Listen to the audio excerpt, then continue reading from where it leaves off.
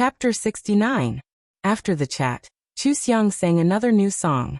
The cheerful music and explosive dance instantly ignited the audience, stirring up the emotions of the fans once again.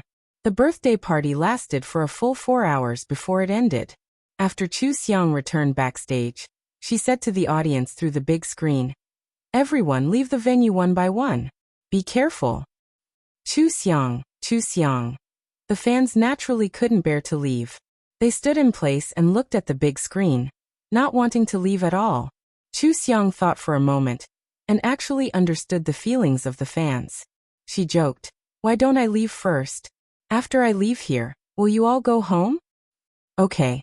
It's a live broadcast." Everyone shouted at once. The staff heard it clearly and conveyed it to Chu Xiang. Chu Xiang smiled. "How are you? I'll change my clothes first. I'll leave now." Chu Xiang handed her phone to Tao and went into the changing room to change. When she came out, her hair was already down.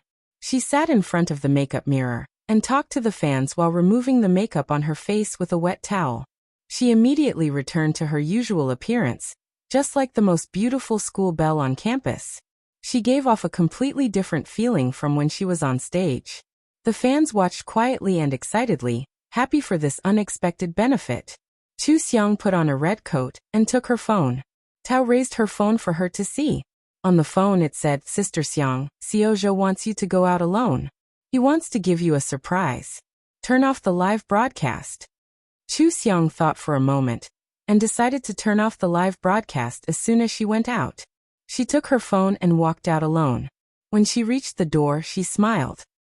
"I'm leaving. It's been hard on you all. Go home quickly. See you next time. I'm going to turn off the live broadcast." Before she could finish her sentence, both sides of the road outside the door suddenly lit up with a faint yellow light.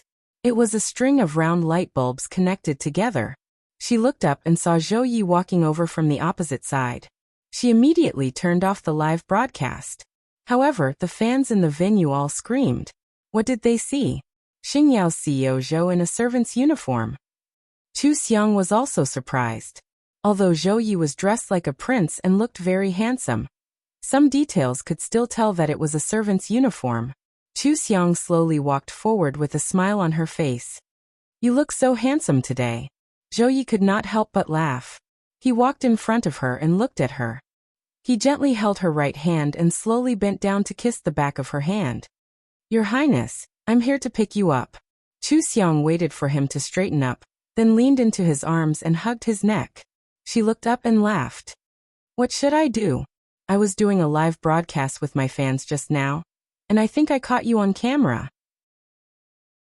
The image of the crown prince of the Zhou family in a servant uniform is going to be leaked out. "You're streaming." Zhou Yi raised his eyebrows in surprise and smiled nonchalantly. "So be it. I'm so handsome, and it's not like I'm shameful. What's there to be afraid of?" Chu Xiang smiled. "I knew you didn't care." She touched the buttons on his chest, looked up at him and laughed softly. "Is this the surprise you prepared for me? Then are we going home now?" "Of course." Zhou Yi lowered his head and whispered in her ear. "Your Highness, you can do whatever you want today." Zhou Yi held Chu Xiang's hand and walked towards his car. Thinking of the live broadcast just now, he asked, "Is it okay? Call the company's public relations department?" "Since it was filmed, it's fine. There's no need to lie. It's not like it's something unforgivable. Aren't you afraid that your fans will leave you?" "In my eyes, my fans are my Xiang fans. It doesn't matter who leaves halfway. No matter what the reason is, it's their freedom to doubt my words or interfere in my life. I only dote on my Xiang fans. What outsiders do has nothing to do with me." Zhou Yi suddenly laughed out loud. "I have to return to you what you said just now. I knew you didn't care. Are we going to give birth to a pair? Both of us are so evil. Then let's just go public." The two of them took a photo in front of the car. The background was the road Chu Xiang had just walked on. She posted on Weibo with the caption, "My boyfriend Zhou Yi." Zhou Yi also joined in the fun and forwarded the caption, "The girlfriend that I finally got after chasing for half a year, Chu Xiang." The fans had set Chu Xiang as a special focus. The moment she posted on Weibo, everyone immediately noticed it, including the stunned fans. When the fans saw the photo, they confirmed that they had not seen wrongly on the big screen. That person was really Zhou Yi. This time everyone was shocked. Who was Zhou Yi? The fans were all too clear about it. They had always been especially grateful to Xing Yao for lending Chu Xiang a helping hand when she was in a difficult position. He even gave Chu Xiang so many resources. When they found out that Zhou Yi was the crown prince of the Zhou Corporation, they knew that Lin Jiawei's ban did not work. It was all thanks to Zhou Yi. They were really very grateful to Zhou Yi. Why? Why did Zhou Yi chase their goddess? And why was Zhou Yi wearing a servant's outfit?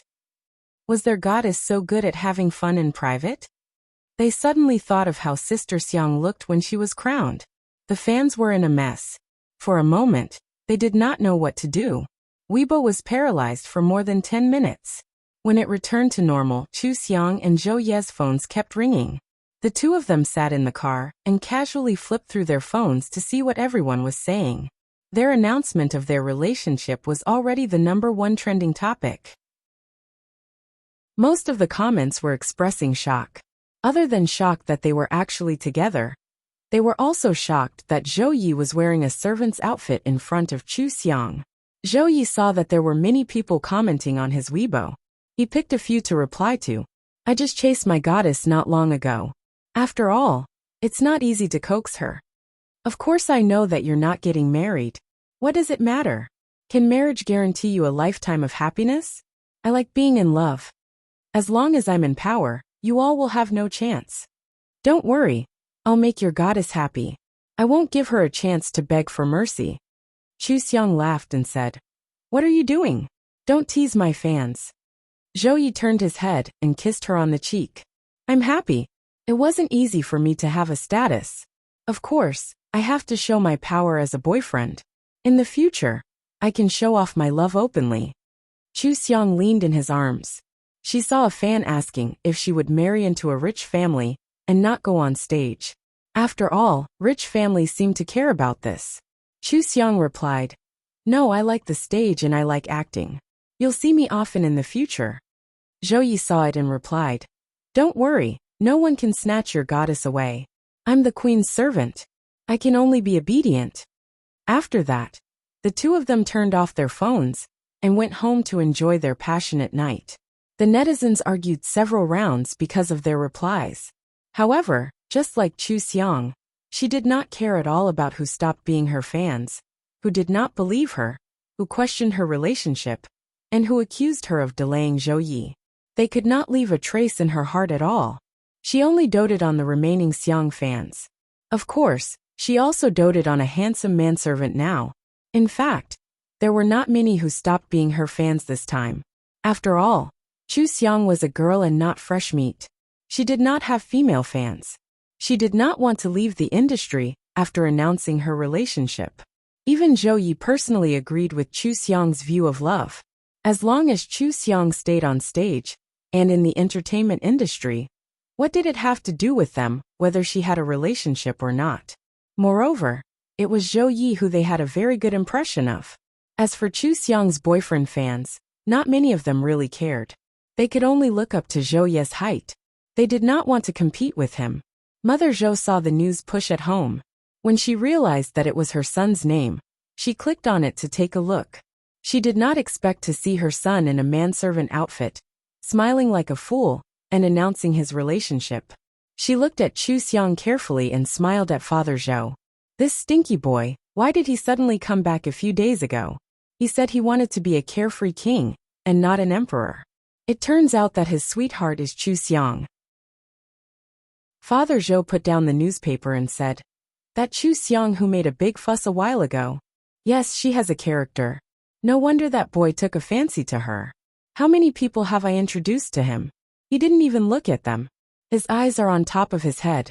I was prepared for him to come out of the closet. Let him bring her back instead. Father Zhou looked at the photo on the phone and said, What kind of strange clothes is this boy wearing? Outrageous. He has been out of tune since he was young. When he grows up, he is still a devil incarnate. How beautiful. I want to keep it. Our son hasn't taken photos for many years. Don't worry about him. Think about how motivated he has been during this period. He even took the initiative to take over the company. When you are free, let's travel around the world. Father Zhou smiled and said, yes, it's really different to have a girlfriend. He knows the benefits of power. He has worked hard for most of his life. When he takes over, we will go out and have fun. The two people who raised Zhou Ye's character were not old-fashioned. They turned a blind eye to the messy comments on the internet. Instead, they watched all of Chu Xiang's variety shows overnight. From them, they could see some of Chu Xiang's true nature and understood a lot. This made them even more satisfied. They knew their son well. There was probably no other person in the world who could make their son so happy and so sincere. Since the two of them were happy, they were naturally happy as well. Presumably, their son would soon take over the company, and they would be able to go on their second honeymoon. The one who had a completely different opinion from them was old Madame Lin. Old Madame Lin was still brooding over Chu Xiang's counterattack. She couldn't let it go, and would ask about Chu Xiang's situation from time to time. Naturally, she knew what Chu Xiang had said on the show. When she saw Chu Xiang and Zhou Yi announce their relationship, she scoffed. Not getting married and not having children. Who does she think she is? Just wait and see. Zhou Yi's parents will interfere sooner or later. When that time comes, her face will be completely torn off. This Zhou Yi is also unconventional. What is he wearing? How embarrassing. Mo Xinru stared at the photo with old Madame Lin, her heart bleeding. The Zhou Corporation was no longer attacking the Mo Corporation. She had also let go of the previous matter, and no longer hated Zhou Yi. But Zhou Yi was actually willing to be Chu Xiang's manservant? She was so jealous that her expression was distorted. Her hands on the side of her legs almost tore her pants. Old Madame Lin frowned and asked, "Are you okay?" Mo Xinru lowered her head and said, "Grandma, I'm a little disgusted and tired. I'm fine." "Then go and rest. Lie in bed and take care of the baby. The wedding is in a few days. Nothing can go wrong." "Yes, Grandma. Rest early too." Mo Xinru smiled fakely and returned to her room. Suddenly she felt hatred. Wasn't she living the same life as Chu Xiang? Chapter 70. The explosive announcement of their relationship did not cool down until the afternoon of the second day. By then, the fans had finally calmed down and posted all kinds of photos and videos taken at the scene. Of course, there were also clips of Chu Xiang talking gently and the precious gifts they received. The last one was definitely showing off. Every fan present did not deny this and happily shared the touching and interesting things at Chu Xiang's birthday party. Many fans who did not go sent crying emojis and regretted it. Chu Xiang's two new songs also shot up the music charts. A big fan of Xiang's posted, "This is the first time Xiang released a song after her comeback, and it's even a song for us. Isn't it the first line? Everyone, let's move." Another big fan posted, "Sister Xiang has exploded in popularity and announced her relationship. The public square will definitely not be peaceful. Everyone still remembers how to control the comments, right? We must be worthy of Sister Xiang and protect her all the way." The fans responded one after another. The speed of controlling the comments was very fast. Very soon, the public square and the comments section under the trending topics were cleaned up. There was not a single negative comment in the front row, but a lot of Chu Xiang's works were recommended. Chu Xiang's first place data on the various charts was also far ahead of the second place, sitting firmly on the throne. This time, Chu Xiang alone was on 5 trending topics and her popularity was high. Hashtag Chu Xiang and Zhou Yi announced their relationship. Hashtag Chu Xiang's birthday party. Hashtag Chu Xiang's new song apologizes to fans. Hashtag Xiang fans fight. Hashtag Chu Xiang's works. Hashtag only Chu Xiang could create such a shocking effect. No one knew what magic she had, but her every move attracted the attention of many. It was as if she was a body of light, dazzling and attracting people involuntarily to get close to her. Chu Xiang's matter fermented for a few days before the popularity really died down. Who knew that Lin Jiawei and Mo Xinru's wedding of the century would be reported again? Due to the special nature of the two rows, as well as the fact that Chu Xiang had just announced her relationship, The people in the entertainment industry paid close attention to them. Naturally, they knew that they had held an exceptionally grand wedding of the century. It was several times grander than when Lin Jiawei had married Chu Xiang. Xiangfen was so angry that she hacked Lin's official Weibo account. She didn't use any dirty words to insult people, but people could see the ridicule between the lines. In the end, every message wished Lin Jiawei and Mo Xinru a long and happy life together. Some people couldn't even find an excuse to report it. Some marketing accounts posted photos of Lin Jiawei and Mo Xinru. There was also a photo of Mo Xinru wearing a wedding dress. She was smiling happily, but her skin was not very good. The marketing account was not afraid of blowing things up and asked a question that would not be pursued by Zhou Yi. How similar are Chu Xiang and Mo Xinru? Who do you think is prettier? Xiang fans don't date or compete with each other. The three original wives are not on the same level. The passers-by didn't have any scruples. They were really curious about this.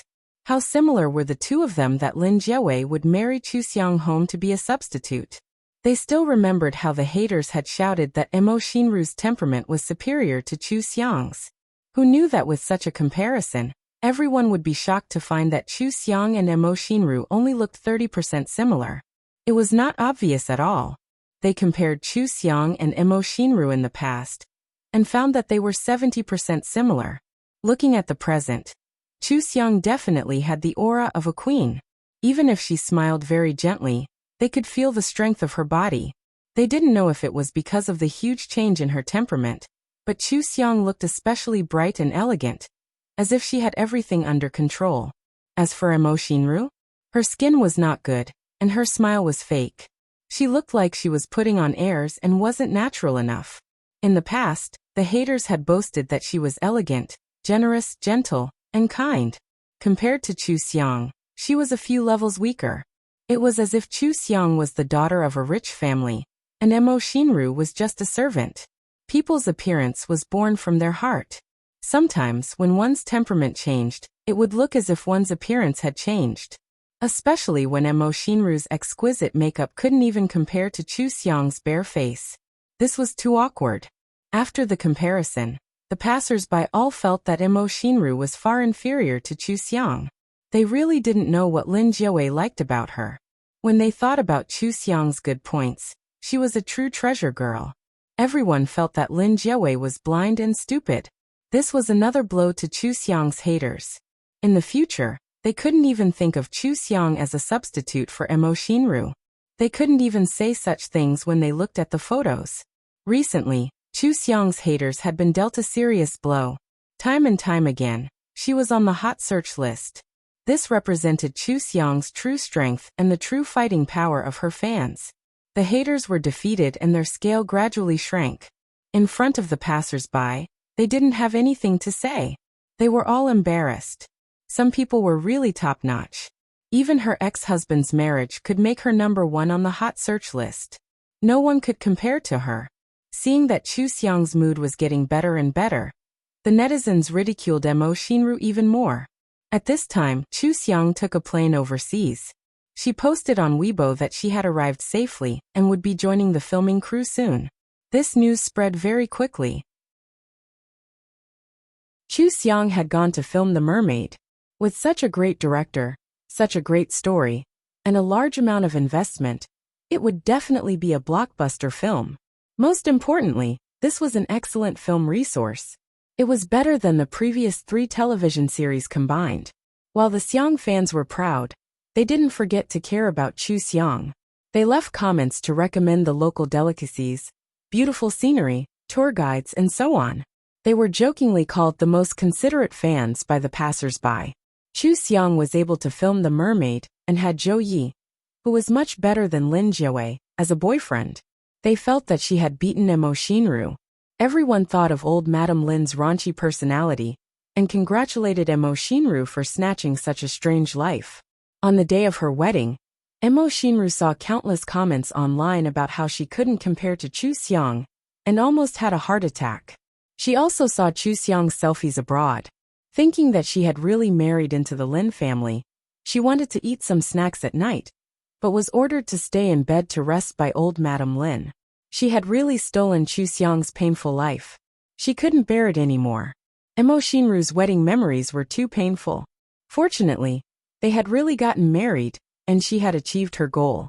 Old Madam Lin was happy the whole time. It wasn't until she saw the news at night that she realized how much the Lin family had been ridiculed. Chu Xiang, on the other hand, went abroad without being affected at all. She had asked for the wedding of the century to slap Chu Xiang's face. Now that Chu Xiang didn't care about this matter, it had become a slap to the Lin family's face. She was so angry that she called Lin Jiawei to her and threw a tantrum.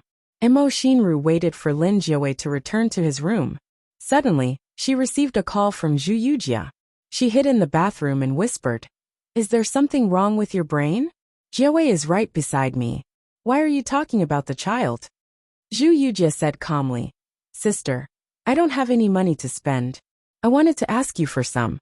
I was in a hurry and didn't pay attention." Emo Shinru said unhappily, "Didn't I just give you money yesterday?" Zhu Yujia, greedy people don't have a good ending. "Sister, alright then. I'll hang up." "Oh right, I suddenly remembered that I have something to do with brother-in-law. I'll call him." Zhu Yujia laughed. She hated to hear it over the phone. "Wait." Emo Shinru looked at the bathroom door nervously and gritted her teeth. "Zhu Yujia, this is the last time." "Okay, sister. Don't worry. As long as I'm living well, I won't tell brother-in-law that you're pretending to be pregnant." Zhu Yujia's laughing voice was like a knife hanging over Emo Shinru's head. It made Emo Shinru very frustrated. Emo Shinru hung up and transferred a sum of money to Zhu Yujia. After a long time, she came out of the bathroom. Lin Jiawei looked at her belly and asked, "Are you tired?" Emo Shinru smiled and said, "I'm tired, but I'm finally married to you. We'll be very happy with the baby in the future.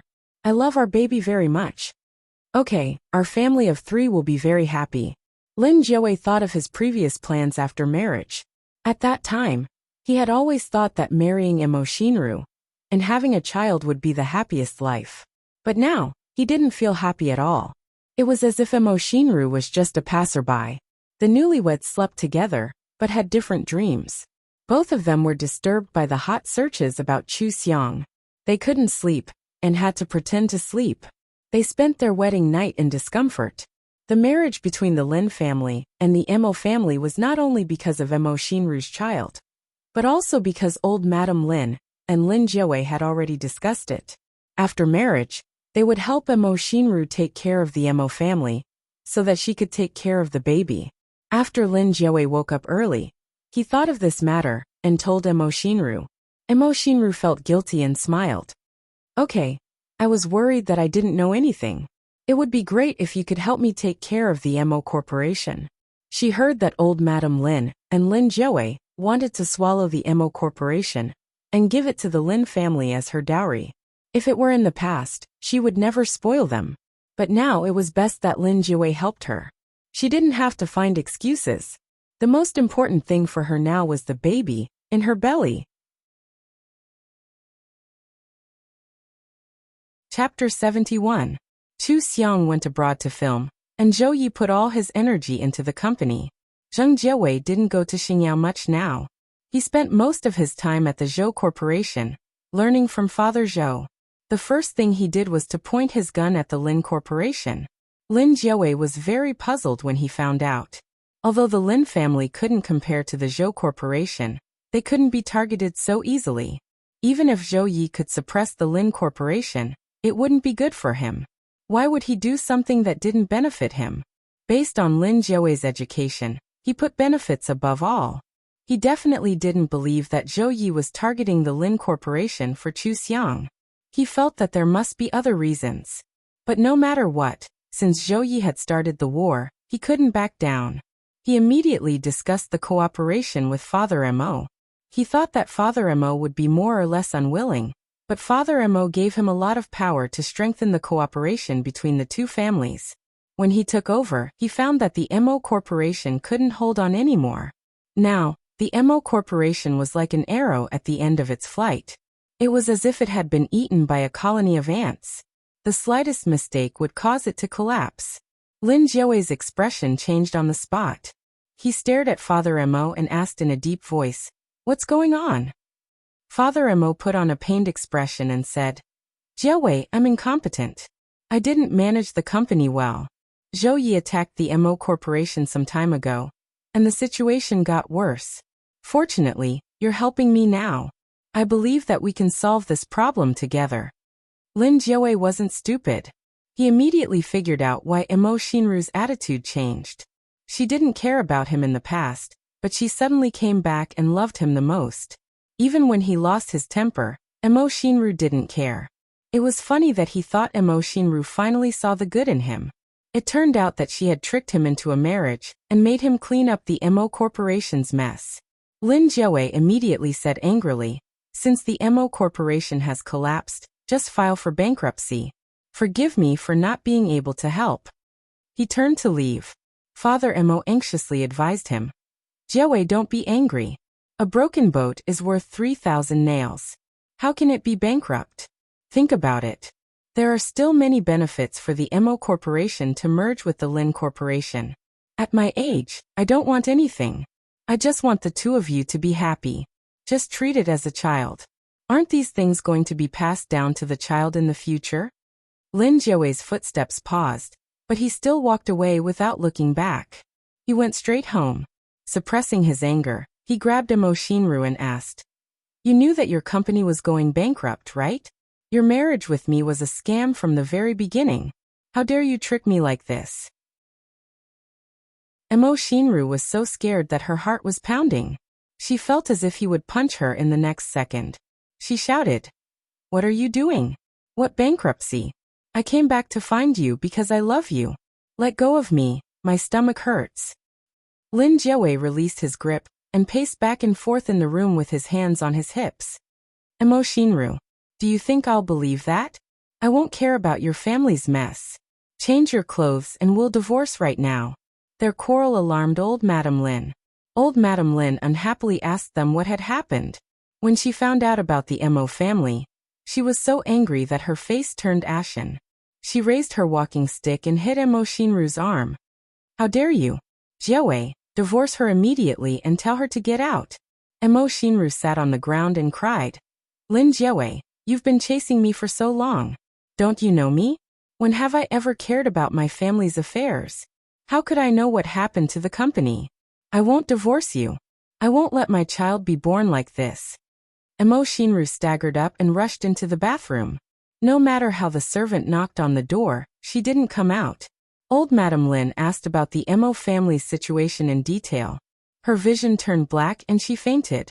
The family doctor had been bribed by Mo Xinru. Mo Xinru couldn't be too agitated. She had to stay in bed and rest. Otherwise, both the mother and the child would be in danger. Old Madame Lin's condition was very bad. She had fallen ill because of Chu Xiang, and now she was so angry that she had to be hospitalized for a period of time. What else could Lin Jiawei do? He could only return to the company and hold a high-level meeting to analyze the chances of saving the Mo family's business. Previously, when Father Mo said that he would merge the Mo family into the Lin family, he was tempted. Although he knew that Father Mo definitely had a trick up his sleeve and wouldn't really give the Mo family's business to him, he wasn't someone to be trifled with. Why would he be afraid of Father Mo? Lin Jiawei tried a few more times and found that the Mo family was really clinging to him. They wouldn't let him leave unscathed. Since that was the case, he might as well swallow the Mo family and strengthen the Lin family. But how could things be so easy? Zhou Yi knew about the Mo family's situation much earlier than he did. He had even attacked the Mo family before. He had long been prepared. As soon as Lin Jiawei made a move, Zhou Yi made him fall into the trap and sink with the Mo family. Lin Jiawei looked for help and cooperation. He was shocked to find that the Lin family had made many enemies unknowingly. Moreover, they were all strange enemies. They didn't have any dealings with them before. He asked people to go around in circles to find out. In the end, these companies were all invested in by Chu Xiang. When did Chu Xiang invest in so many companies? Where did she get the money? But it didn't matter whether he figured it out or not. Chu Xiang was either a shareholder or a top consultant to these companies. She had a very high status. Even if these companies didn't reach the height of the Lin family, they were all companies with great development momentum. They couldn't be underestimated, especially when so many companies were working together to create trouble for the Lin family. The companies that had dealings with them naturally wouldn't interfere with the Lin family. As a result, the Lin family was besieged on all sides. It was like a trapped beast fighting. Lin Jiawei vented all his anger on Emo Shinru.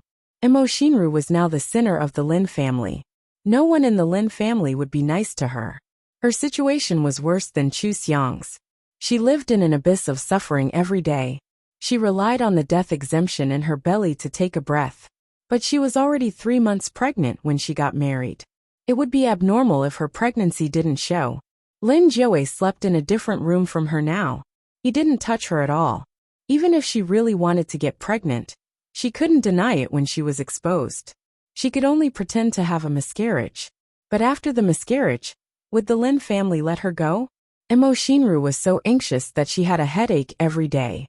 She was nervous. She was afraid that someone would call her. Zhu Yujia also asked her for money from time to time and threatened her. She felt like a string that had been stretched to its limit and was about to break. Old Madam Lin didn't let Lin Jiawei manage the Emo family. She was old and sick a few times. Her mind was a little muddled. She often thought of Chu Xiang's words before she left. Lin Jiawei was Emo Shinru's dog. How could she not suspect that Lin Jiawei was poisoned by Emo Shinru when she saw Emo Shinru taking care of the baby in the Lin family? No matter how Lin Jiawei explained, she didn't listen. It was obviously for the good of the Lin family.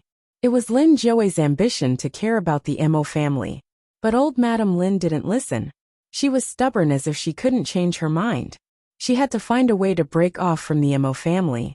Old Madam Lin held the shares of the Lin family. She was the biggest shareholder of the Lin family.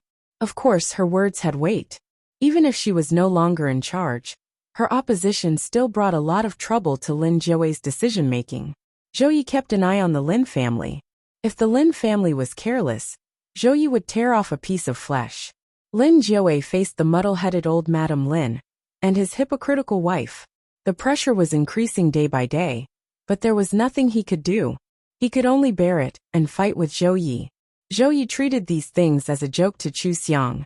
The two of them had a video call. Chu Xiang practiced her actions while saying, "I've sent you the names of the companies I've invested in. The contact person also gave you a list. Take it and use it. Save some effort." Zhou Yi laughed. "You feel sorry for me? Did you notice that I've lost weight? Actually, I'm not tired. I miss you. I'll fly to see you tomorrow, okay?" Chu Xiang laughed. "You can come if you want. But my filming is very intense. I only have time from 10 p.m. to 4 a.m. At 4 a.m., I have to go to the set to do my makeup. That's too tiring. You've filmed so many shows and you still like to film? Why don't you film one a year in the future? I'll take you to play the rest of the time." Chu Xiang shook her head. "No, I like filming more than before. I realized that filming a movie is completely different from filming a TV series. Every frame, every gaze, and every expression can act out a scene. It's so fun. Before I get tired of it, every scene is my greatest joy right now." She glanced at Zhou Yi and coaxed him. "After I finish filming these few episodes, we'll take a break. Then we'll go play together." "Yes, Your Majesty." Zhou Yi chuckled. He felt like a boy who was asking for attention. However, it felt good. He finally understood why Xiang fans were so happy to be pampered by Chu Xiang. This kind of gentleness under a strong force could only be understood by those who had truly experienced it. There were always people who didn't understand why he was with Chu Xiang. There were even people who compromised for him. However, others would never understand how good Chu Xiang was. As long as he was by her side, it was better than holding all the hands. There were countless women in the world who were willing to listen to him, but there was only one Chu Xiang. How lucky was he to be able to become Chu Xiang's boyfriend? With Chu Xiang's help, Zhou Yi had friendly dealings with so many companies and formed an alliance of comrades. His power was doubled. He attacked the Lin Group even more ruthlessly. He snatched a few of their business deals in succession and caused a lot of trouble for the Lin Group. Originally, the other big companies were just watching. They were very surprised to see Zhou Yi allied with so many companies. After careful investigation, they realized that these companies were all related to Chu Xiang. They were extremely shocked. Chu Xiang had used the secret formula to invest in the S Group. She had also invested in 2 or 3 other companies that were not bad. But there were so many companies. She didn't use money. She used her brain to earn her status. Was she that powerful? Xiang fans knew that their idol was in seclusion filming and couldn't find any news. They could only rely on the recently aired Deep Palace and Target to relieve their lovesickness. In the end, they never expected that they would see Chu Xiang at the top of the hot search list again. Hashtag Chu Xiang invests in 17 companies. Hashtag the word company sounded like a business. When it was combined with Chu Xiang, it looked especially magical. When everyone clicked on it and understood the content, they were all stunned. What kind of godly idol were they fans of? She could actually invest in so many companies with her smart brain. Now that these companies were against the Lin family, wasn't this kind of counterattack too awesome? The netizens and passers-by were even more confused by Chu Xiang's actions. So Chu Xiang inexplicably started investing just to destroy the Lin Group. Chapter 72. Chu Xiang was on the hot search list because several business magazines had published this matter and received a lot of attention. After knowing that Chu Xiang had once compromised and left the marriage with nothing, then shone brightly and made a comeback, everyone who saw the news was amazed by her. This was no longer just at the level of a celebrity. Her image in people's hearts had transcended that of a celebrity. She had become a true successful person and a talented young girl that people couldn't look down on. She was only 25 years old. People who paid attention to the entertainment industry had another understanding of this matter. They all knew that Chu Xiang had many classic sayings. One of them was when she had just made a comeback in Extraordinary Q&A. Whoever made her unhappy, she would make them unhappy. If calling her an old witch was too much, then she could go even further. This even further was obviously investing in the Lin Group. Director Li, the scriptwriter, and the lead actors of Dark Sect all paid attention to Chu Xiang's news. They all recalled that when Chu Xiang had just arrived on set to film her first scene, Director Li had explained the scene to Chu Xiang and asked her to find the feeling of being betrayed by her husband. Chu Xiang had only said one sentence at that time. He let me down. Of course I'll kill him. At that time, they all thought that Chu Xiang was trying to understand the role. Now, it seemed that she really wanted to kill the scumbag who had let her down. Some saints on the internet spoke again. How much hatred and resentment did they have? Wasn't it just a relationship problem? How could they deal with other people's companies? There was also Chu Xiang, who was a vicious woman. She was scheming and full of resentment. She would take revenge for the smallest grievance and so on. She had been attacked by Xiang fans so much that even her own mother couldn't recognize her. If they wanted to be saints, they would have to experience that kind of life first. If they were willing to compromise, it was because they were willing to kneel. How could they have the sense of superiority to educate others? Chu Xiang was the representative of the new era of self-improvement women, who knew how many women she had inspired. What did these people know?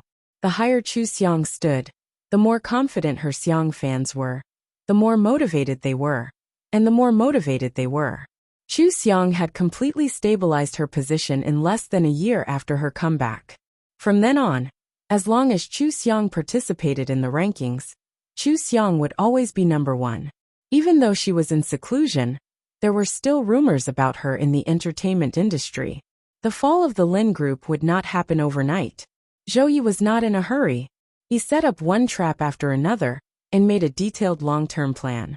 He implemented it step by step and continued to suppress the Lin Group.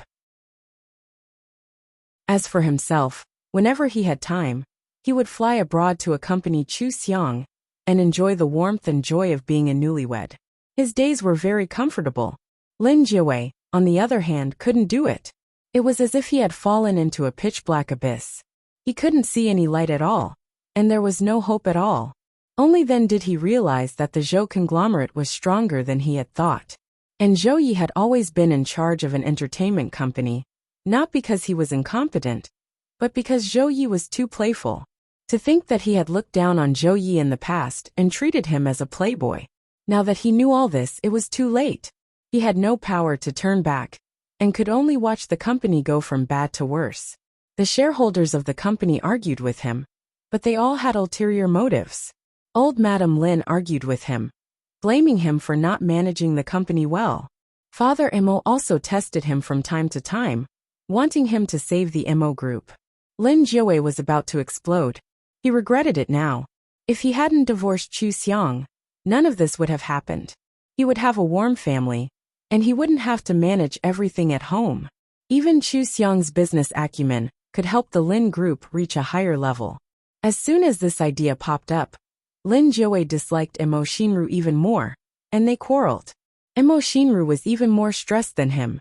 After the two of them quarreled again, she finally made up her mind to deliberately provoke Lin Jiawei. During their quarrel, she pretended to be pushed away by Lin Jiawei, and her stomach hit the corner of the table heavily. She had done her research beforehand, and it was not that easy for a healthy fetus to miscarry. So in order to act like it, she really hit the table hard. Then, she crushed the blood bag and blood flowed all over the floor. Lin Jiawei was shocked. He hurriedly picked her up and rushed out. Mo Xinru was in so much pain that she broke out in cold sweat. Her face was pale, and her lips were bloodless. She looked really scary. At least she scared the Lin family. Mo Xinru said weakly, "Send me to my prenatal doctor." The prenatal doctor knew the pregnant woman's condition the best, so there was nothing wrong with this request. However, that doctor had already been bribed by Mo Xinru. How much could a doctor earn in a year? Mo Xinru had paid $5 million for the doctor to put on this show. Did she have to worry about not finding someone willing to do it? So, in the end, it was Lin Jiawei who caused Mo Xinru's miscarriage. Mo Xinru cried loudly. She even lifted her shirt to show him her swollen and bruised belly. The scar was so shocking that Lin Jiawei was shocked. No matter how heartless he was, he couldn't accept that he had caused the death of his own flesh and blood. This was the biggest blow he had ever suffered in his life, and he couldn't take it. Mo Xinru's mother cried and said a lot. She skillfully removed Mo Xinru from the company's affairs and made Lin Jiawei feel guilty. Then, she chased Lin Jiawei away and brought Mo Xinru back to the Mo family to recuperate. This was a good cover for Mo Xinru. No one suspected this because no one would have thought that Mo Xinru would lie. Because of this, the Lin family couldn't embarrass the Mo family anymore.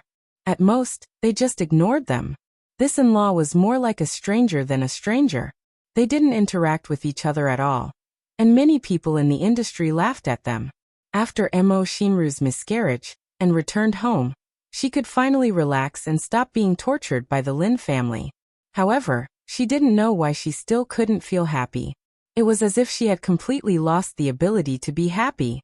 She was immersed in disappointment every day. She even resented her parents for forcing her to pester Lin Jiawei, and causing her to bow and scrape in the Lin family. When Zhu Yujie asked her for money again, she finally exploded. She pushed Zhu Yujie down the stairs, causing Zhu Yujie to have a miscarriage on the spot. Zhu Yujie kept the child to threaten Mo Xinru. She had already planned to abort the child. After all, it would be too late if she delayed any longer. She didn't expect to be pushed down the stairs. Only then did Mo Xinru's mother realize that Mo Xinru's condition wasn't right. She brought her to see a psychiatrist, who diagnosed her with depression. Mo Xinru's mother was anxious, angry and heartbroken. After comforting Mo Xinru with great difficulty, she went to appease Zhu Yujie.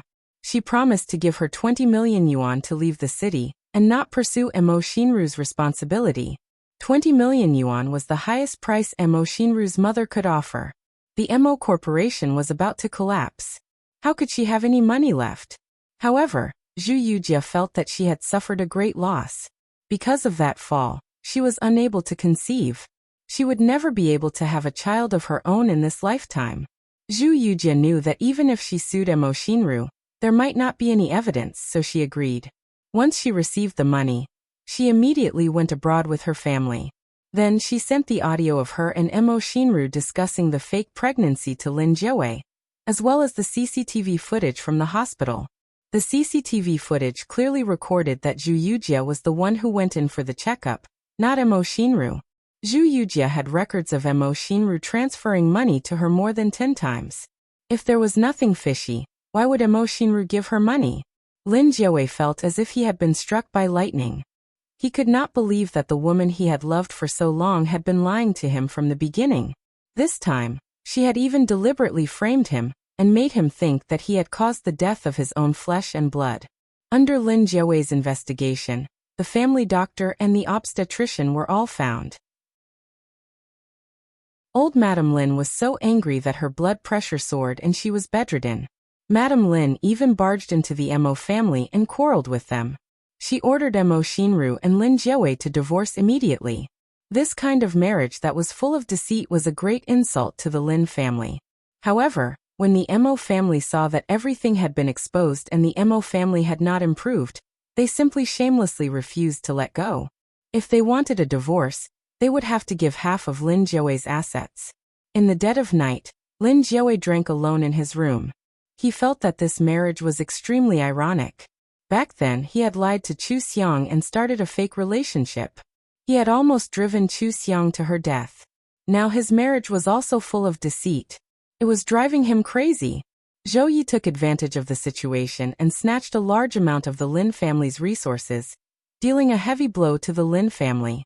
The Lin family was now wholeheartedly guarding against Zhou Yi. How could they still care about the Emo family's mess? Zhou Yi did not give him a chance to really take over the Emo family. However, Lin Jiawei was selfish by nature. Of course, he would not let the Emo family rely on him. At this time, the shares held by old Madame Lin became the Lin family's trump card.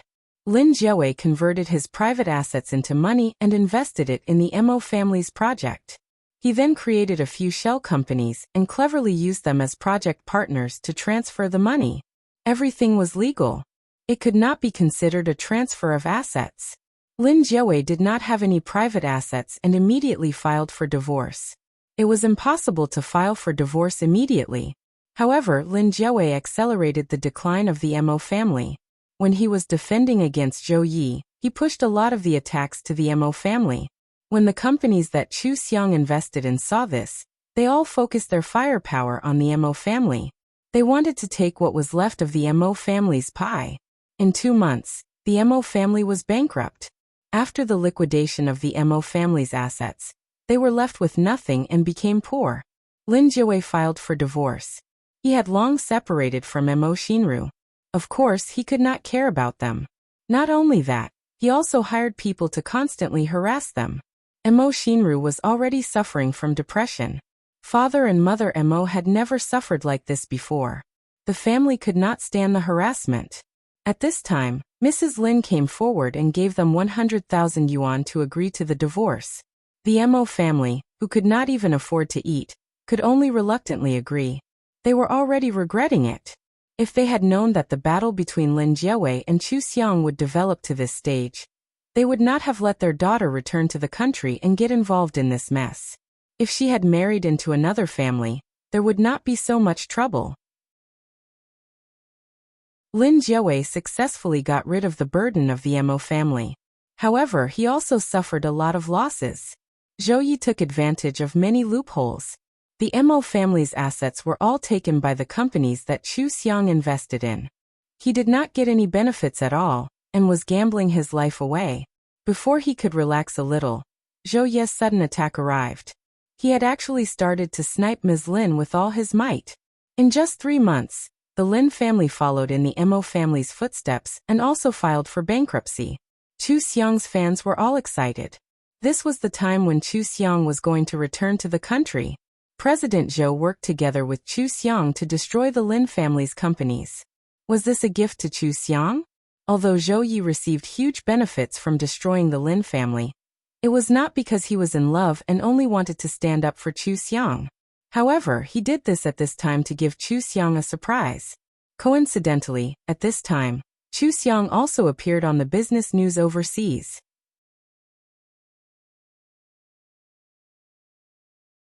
Chapter 73. The foreign media reported that a world-renowned company had hired a Chinese business consultant and was very courteous. The company's boss even attended a grand auction with the consultant and bought a precious queen's crown and gave it to her in public. The consultant was Chu Xiang. After the event, the company's boss said in an interview that their company was in a business war with another company. Chu Xiang took the initiative to find him and proposed a plan for him. At first, he didn't take it seriously. After learning about Chu Xiang's glorious deeds in China, he only paid more attention to Chu Xiang, who knew that the more he learned, the more amazed he was. Chu Xiang was really a business genius. In the end, they used Chu Xiang's plan and won a big victory. For such an important talent like Chu Xiang, of course, he would treat her as his most precious friend. There was no doubt that he hired Chu Xiang as his business consultant. Giving Chu Xiang a gift was to express his gratitude. And he thought that the most suitable gift for Chu Xiang was the crown. Chu Xiang was like a wise queen. When the news spread to China, it caused a sensation. This was a matter of pride for the people. Such an outstanding talent. The country also had to pay attention to it. Soon, the relevant personnel of the country contacted Chu Xiang and asked when she would return to China to prevent the loss of talent. What was more eye-catching was that the Lin family that had bullied Chu Xiang had gone bankrupt. The contrast between the two was too strong. This was the most ruthless slap in the face and the strongest counterattack. Many people photoshopped Chu Xiang's haggard image with Lin Jiawei and Mo Xinru's wedding photos of the century. Then they photoshopped Chu Xiang's gorgeous image with Lin Jiawei and Mo Xinru's haggard appearance. As soon as these two comparison pictures were released, everyone felt a sense of satisfaction. This was a counterattack that they had witnessed with their own eyes. They didn't know why, but they were more excited than their own counterattack.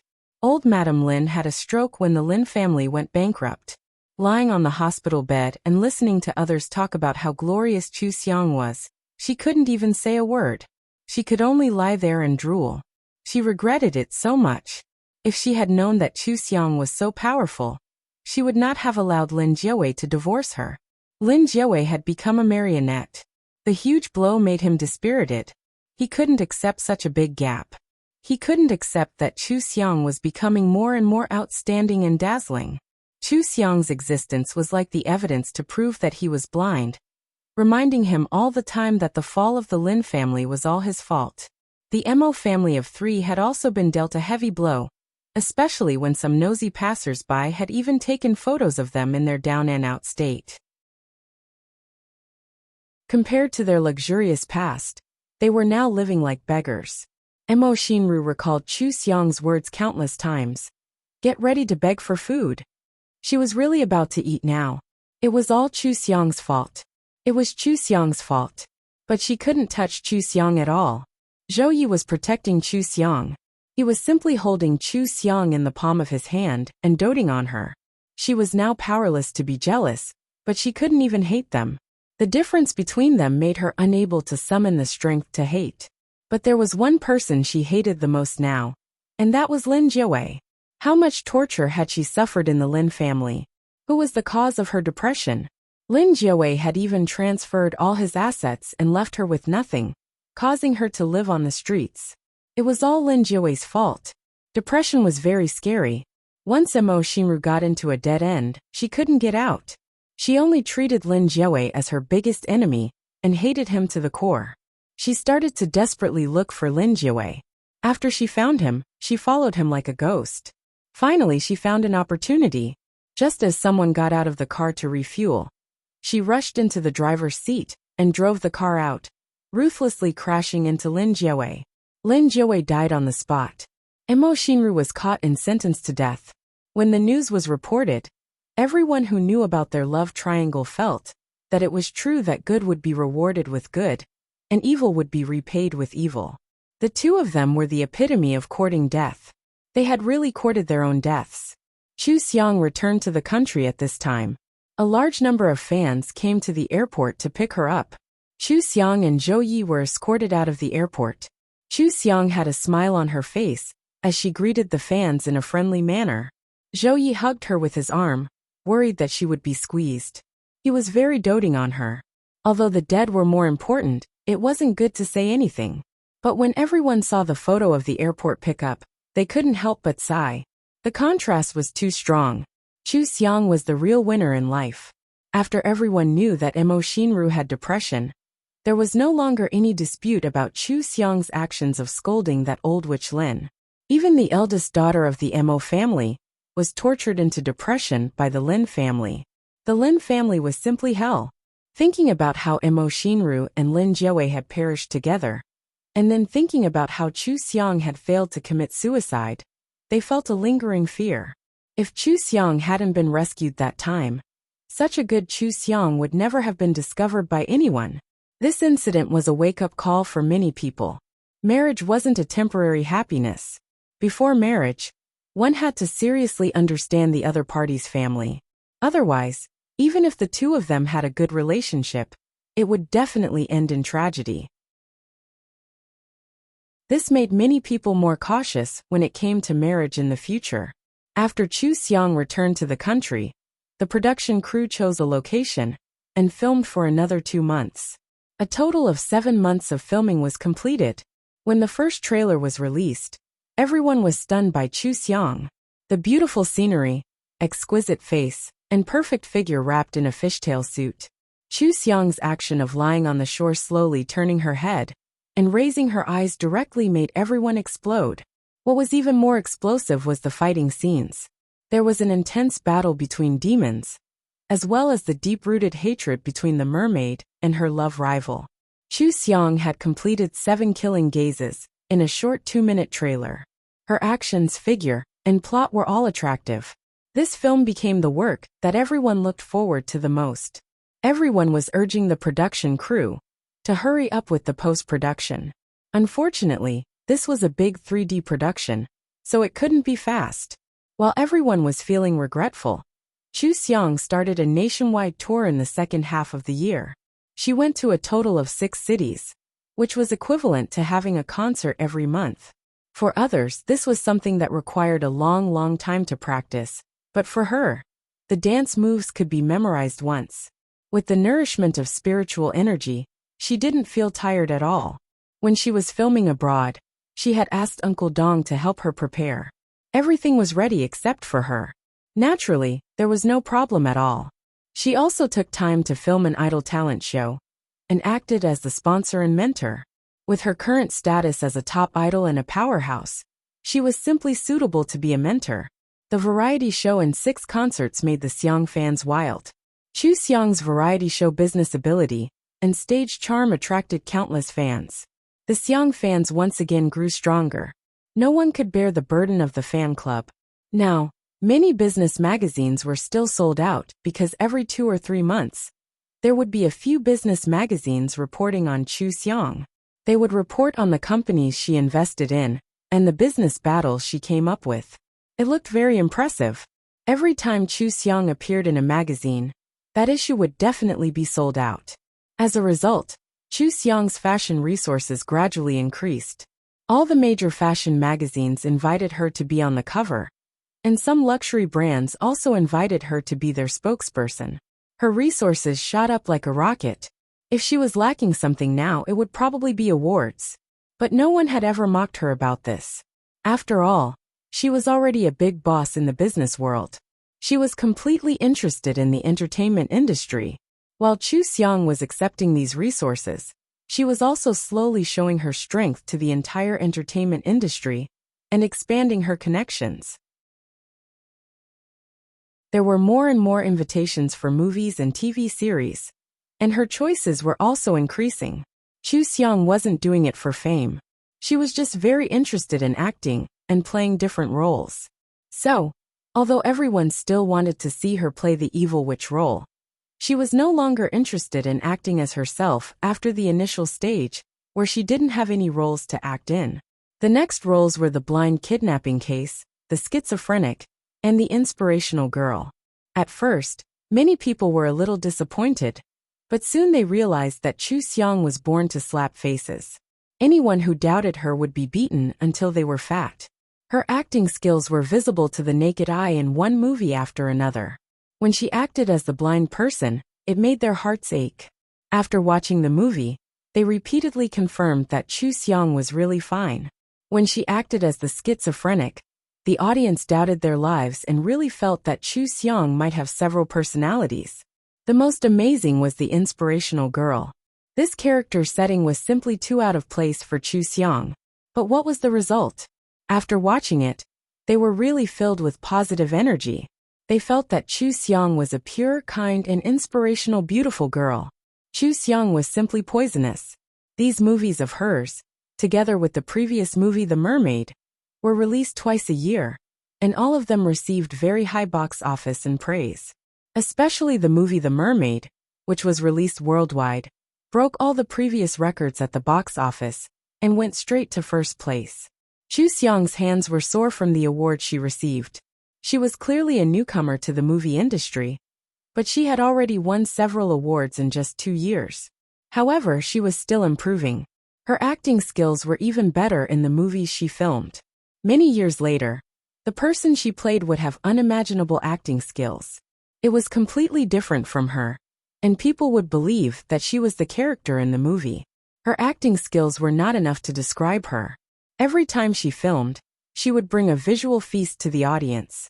Chu Xiang went all the way to the peak of the entertainment industry and won the International Oko Award. It became the greatest achievement of Uncle Dong's life and the pride of the country. At the same time, her achievements in the business world were extraordinary. She was called the Queen of Investment, and this queen had always been accompanied by her manservant, the chairman of the Zhou Group, who had developed the Zhou Group to become more and more powerful. He had long restrained his stubbornness and only showed his gentleness and consideration in front of Chu Xiang. He was respectfully called Husband Wang by Xiang's fans for the rest of his life. When Chu Xiang was 80 years old, she held a concert for 100,000 people, and it was broadcasted worldwide. She could no longer dance, and there were many old ladies sitting in the audience who could not bear to listen to the intense music. She sat on the stage and sang a lyrical slow song. Even though she was old, she did not miss a single line. She wore a white diamond-studded dress and a crown on her head. She really looked like a high and mighty queen, but she gave all her gentleness to them. Zhou Yi was wearing an exquisite manservant's outfit. He sat beside her and held her hand, just like he had for decades before, always accompanying her. When Chu Xiang's last song ended, Zhou Yi held Chu Xiang's hand tightly and looked at her with a smile. There was no need for words. Naturally, they understood Zhou Ye's intentions. Chu Xiang looked at Zhou Yi for a while, then looked at the 100,000 Xiang fans below the stage and smiled. I did it. For the rest of my life, I will never leave you. We did it too. We will love you for the rest of our lives and never leave you. The Xiang fans waved their blue light sticks and replied, once again offering the vast sea of blue to the queen. This confession between an idol and a fan touched everyone. The queen on the stage smiled gently, and the fans' lives seemed to be illuminated. Fortunately, they did not let each other down. They would accompany each other for the rest of their lives. This was the most beautiful meeting in their lives, and it created the most precious memories for all of them.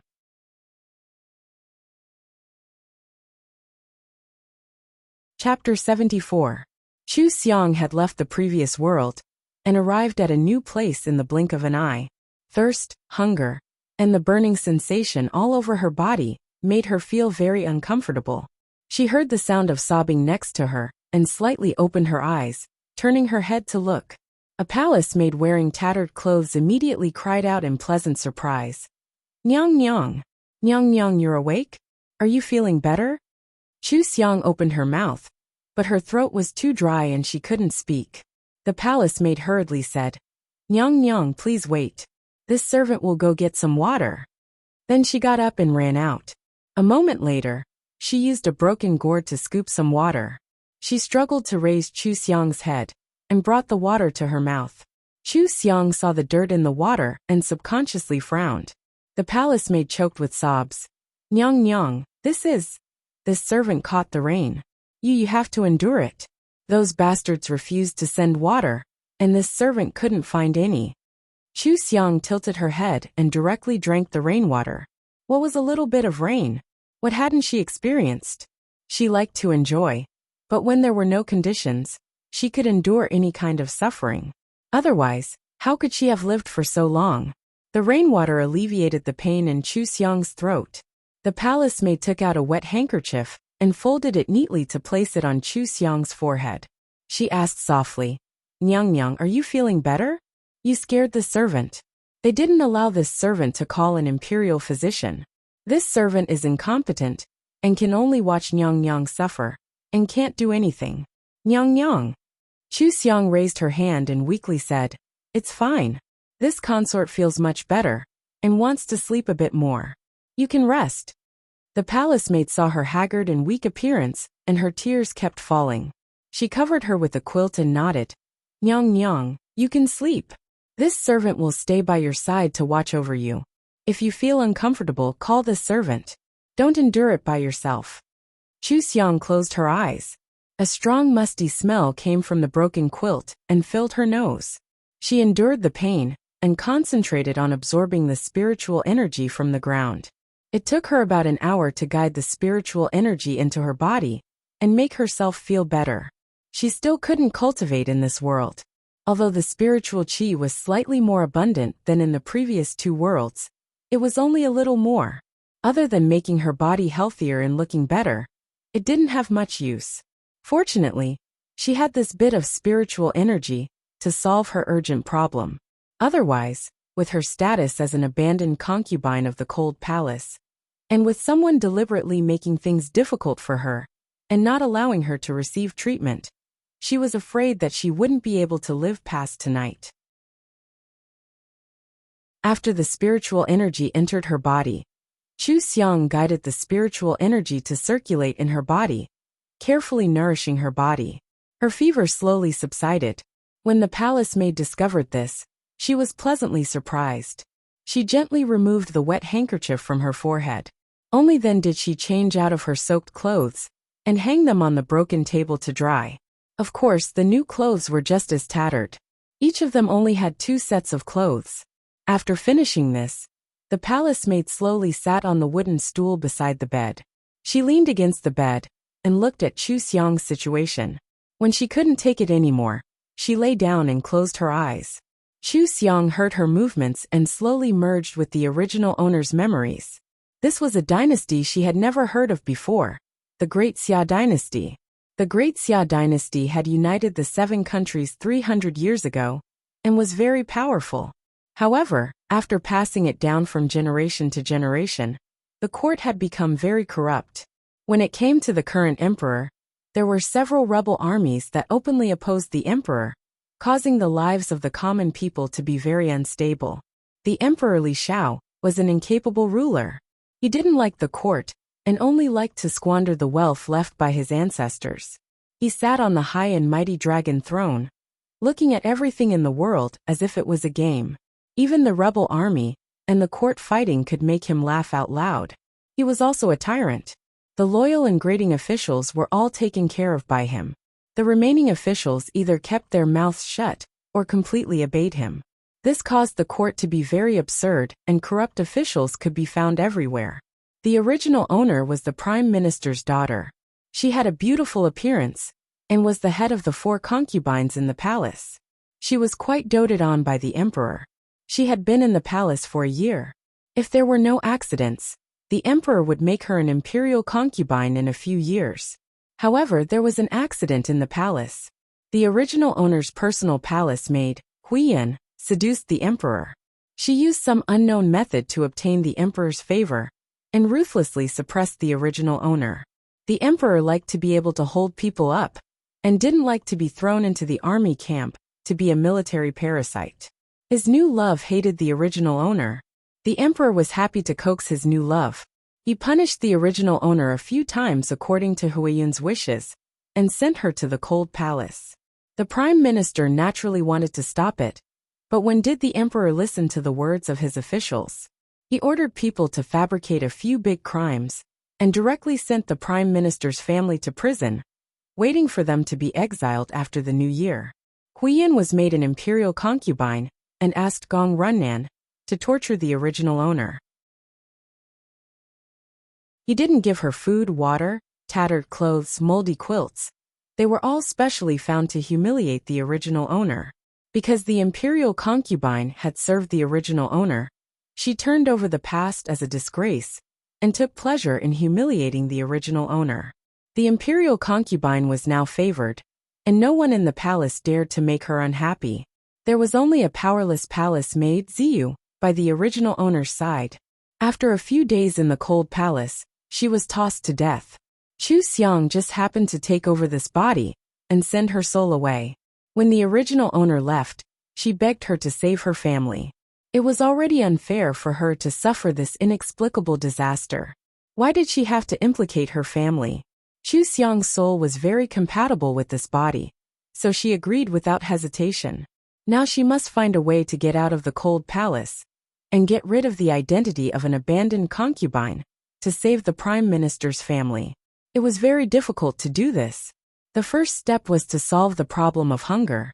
Chu Xiang carefully nourished her body with spiritual energy for an afternoon. Finally, she had the strength to get up. When night fell, she sat up with the help of the bed. Ziyu, who was dozing off, woke up and hurried to help her. Nyang Nyang, you look much better. Do you still feel uncomfortable? Chu Xiang put on her shoes and waved her hand. I'm much better. Don't call me Nyang Nyang in the future. If people hear it, they will punish us again. Yes, master. Ziyu lowered her head and put on a coat for Chu Xiang. Tears fell silently. Chu Xiang saw this and smiled. What are you doing? It's not time to despair. We still have a long way to go. Ziyu choked with sobs. Master, the Prime Minister, who can save you now? How about I help you run out? You can stop the Emperor and beg for mercy? The Emperor has always been very good to you. Maybe you can ask for a glimmer of hope? Chu Xiang thought of the Emperor and sneered. You want me to make that dog Emperor happy? Dream on. She was flexible, but she had no interest in fighting for favor and pleasing the dog Emperor, unless it was a last resort. She would try other methods first. If it didn't work, she would find a way to turn the Emperor into a lapdog at her feet. Seeing that she didn't speak, Ziyu thought she was worried, so it helped her put on her clothes and went to open the window for ventilation. Chu Xiang followed it to the window and looked at the dilapidated garden outside. Has the rain stopped? Yes, master. Do you want to drink water? I collected some rainwater. Chu Xiang shook her head. Let's go out for a walk and find something to eat. Ziyu quickly stopped her. Master, your body is just getting better. You shouldn't be tired. You rest in the room. This servant will go out and find something. Let's go together. I don't know how long I will live here. I have to get used to this. Chu Xiang gathered her clothes and took the lead to go out. There was a lot of water on the ground. Ziyu was a little worried and helped her around the puddles and slowly walked around the yard. The yard was very big, but it was very desolate. There were only a few scattered trees and a lot of weeds. The gate of the yard was locked with a chain from the outside. There was a small door on the gate to send food and clothes. However, no one sent these to them, so the gate was naturally locked. Chu Xiang walked around the yard and searched carefully. Finally, she found a wild fruit bush. Ziyu was surprised. Master, there are fruits here. It was blocked by the weeds, so this servant didn't find it. Ziyu squatted on the ground and picked a fruit and put it into her mouth. This servant will try it. If it's fine, master won't have to starve. Chu Xiang took back the spiritual energy of the fruit. In fact, this spiritual energy was still useful. At least it could test whether something was harmful or not. It was good to feel mild and harmful to feel repellent. She already knew that there was no problem with the fruit.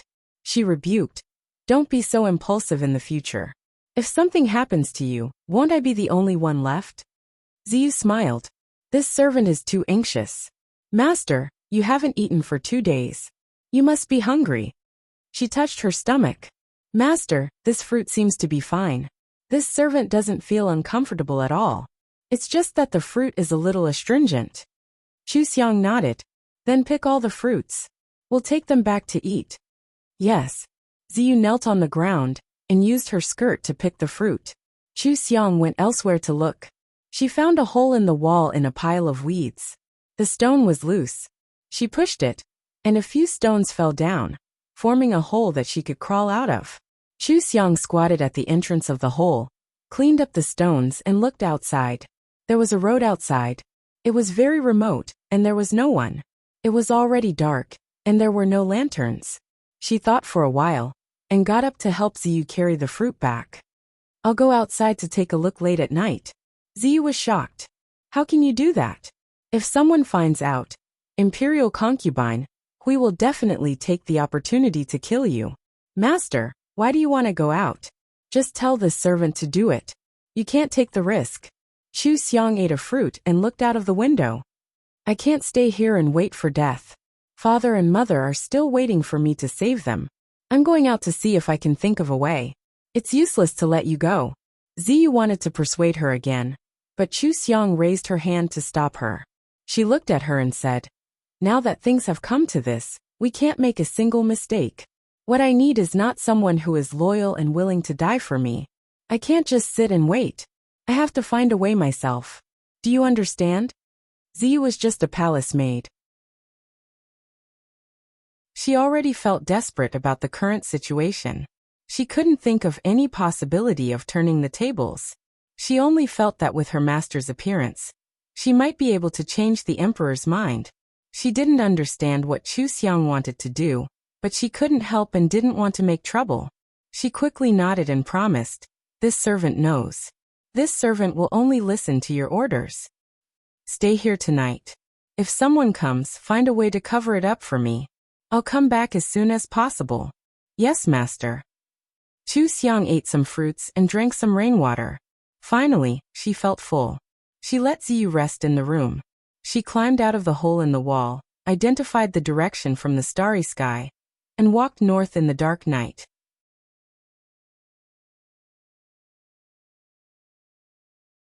Chapter 75. She couldn't see anything clearly in the dark. Chu Xiang gathered her spiritual energy in her eyes, and was finally able to see a few meters around her. She followed the original owner's memory, and walked towards the place where the pigeons were raised in the palace. On the way, she met several patrolling guards. Fortunately, her perception was sharp and she hid in the dark to avoid them.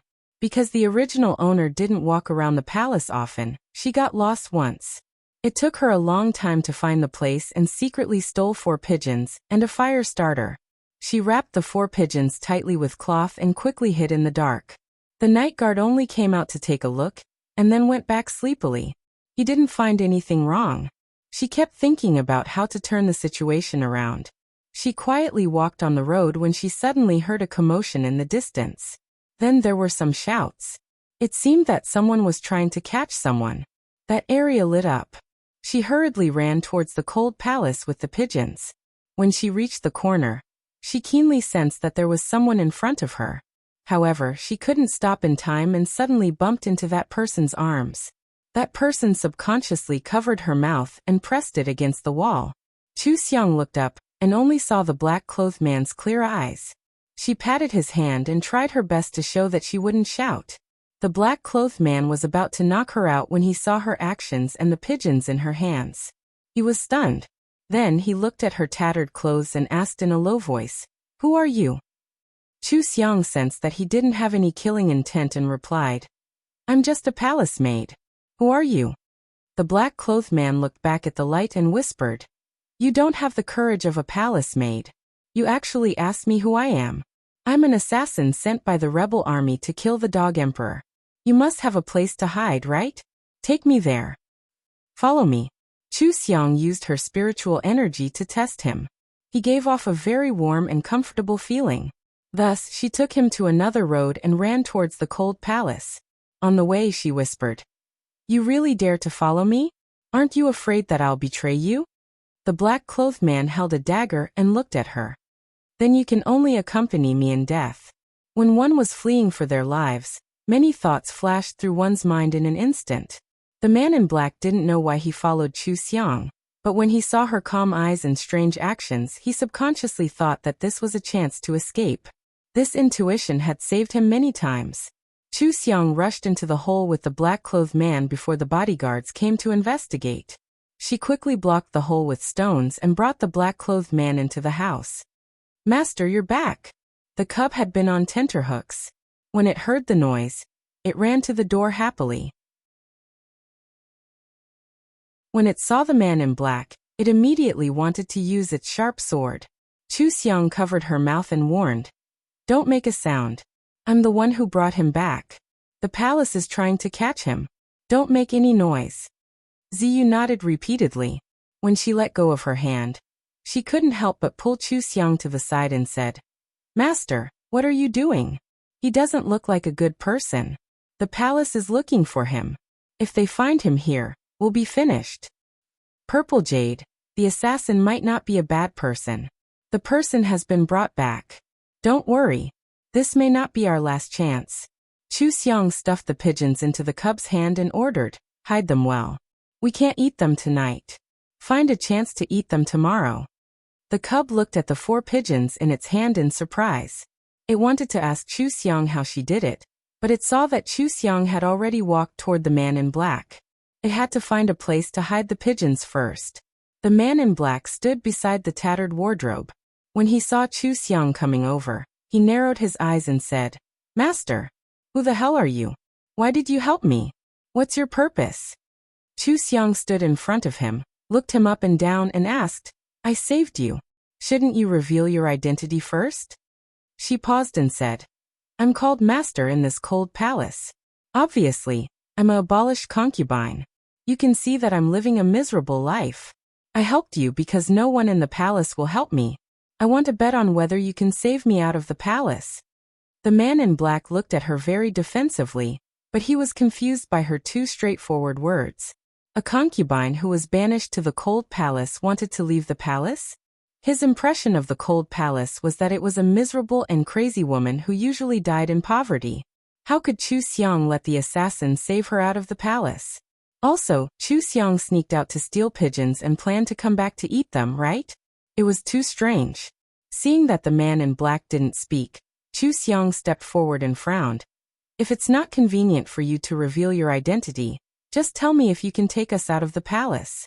You must have a way to get in tonight. As long as you save me, I can repay you in the future."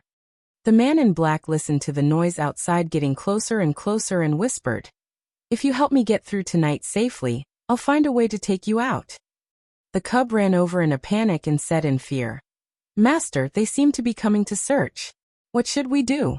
Chu Xiang glanced outside and went to the bed to lie down. "Come and hide on the bed. The cub will search later. Remember to cry and beg them to ask the imperial physician to come and see me. I don't know what illness I have. I coughed up blood in the afternoon and I'm dying."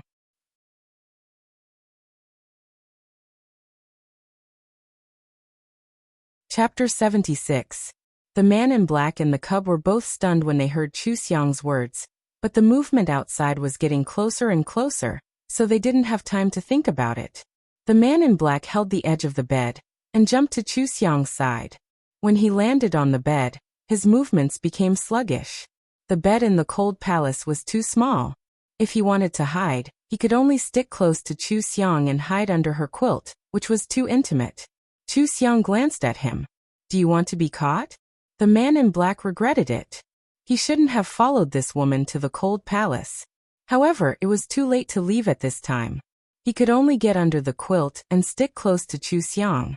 Chu Xiang smelled a faint smell of blood when he approached and frowned. "Are you injured?" "Injured?" The man in black's voice came from under the quilt. It was probably uncomfortable to hide under the quilt, so he didn't speak much. Chu Xiang thought for a while, then lifted the quilt and handed him a handkerchief. "Get some blood from your wound on the handkerchief. The more the better. Hurry up." The man in black instantly understood what she meant.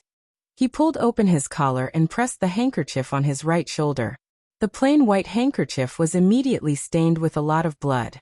Chu Xiang took back the handkerchief and leaned against him. There was no distance between them. The cub hurriedly covered them with the quilt, tucking them tightly. Then it took its own quilt to cover them, making them look like one person. The sound of the door being unlocked came from outside. The cub's face turned pale, and it looked outside at a loss. "Master, take a wet handkerchief and put it on my forehead. Remember, I'm dying," Chu Xiang calmly ordered, not nervous at all. The cub calmed down, soaked the handkerchief in the gourd, and quickly folded it and put it on Chu Xiang's forehead. Chu Xiang wiped a little water on her face, held the bloody handkerchief to her mouth, and coughed weakly. The cub was shocked and found that Chu Xiang's face was covered in cold sweat. She looked haggard and listless, as if she was about to die.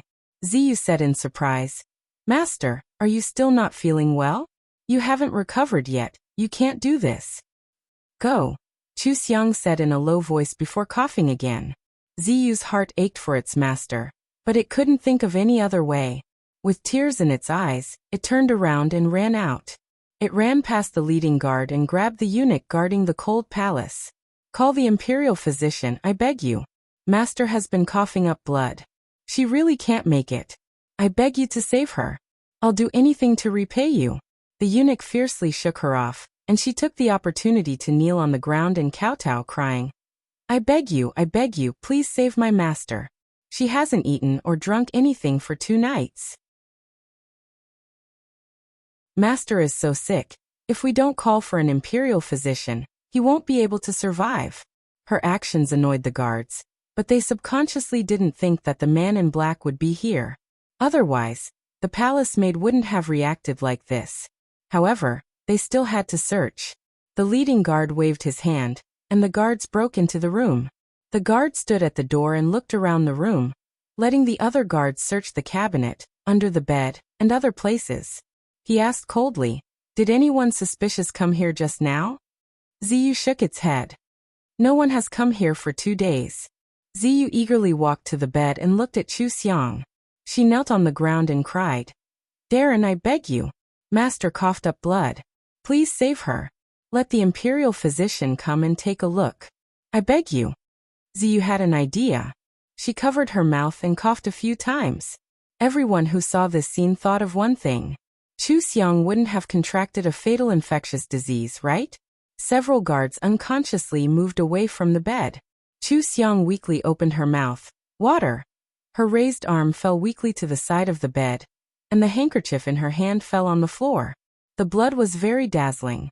Ziyu's tears fell down, and she staggered to the table to pick up the gourd ladle.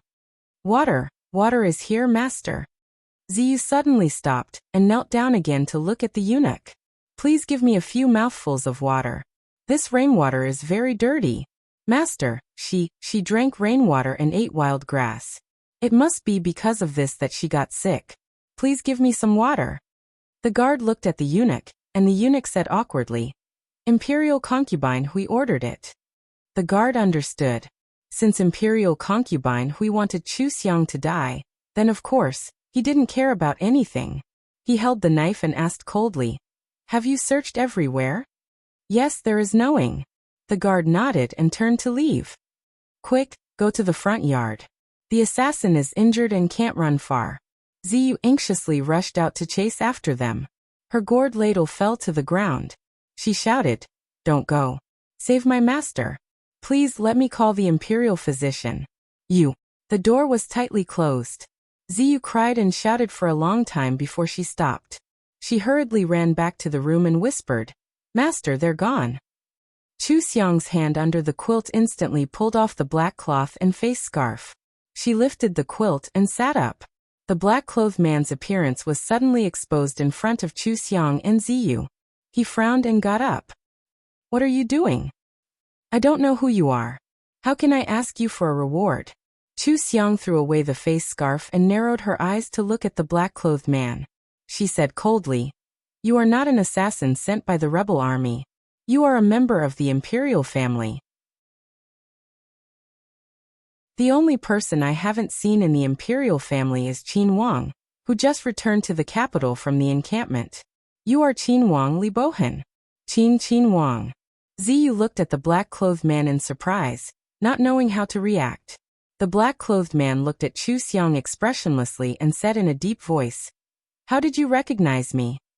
Chu Xiang's gaze fell on his face, and she said matter-of-factly, "Because you and the emperor have similar eyebrows. Moreover, the rebel army has not yet formed.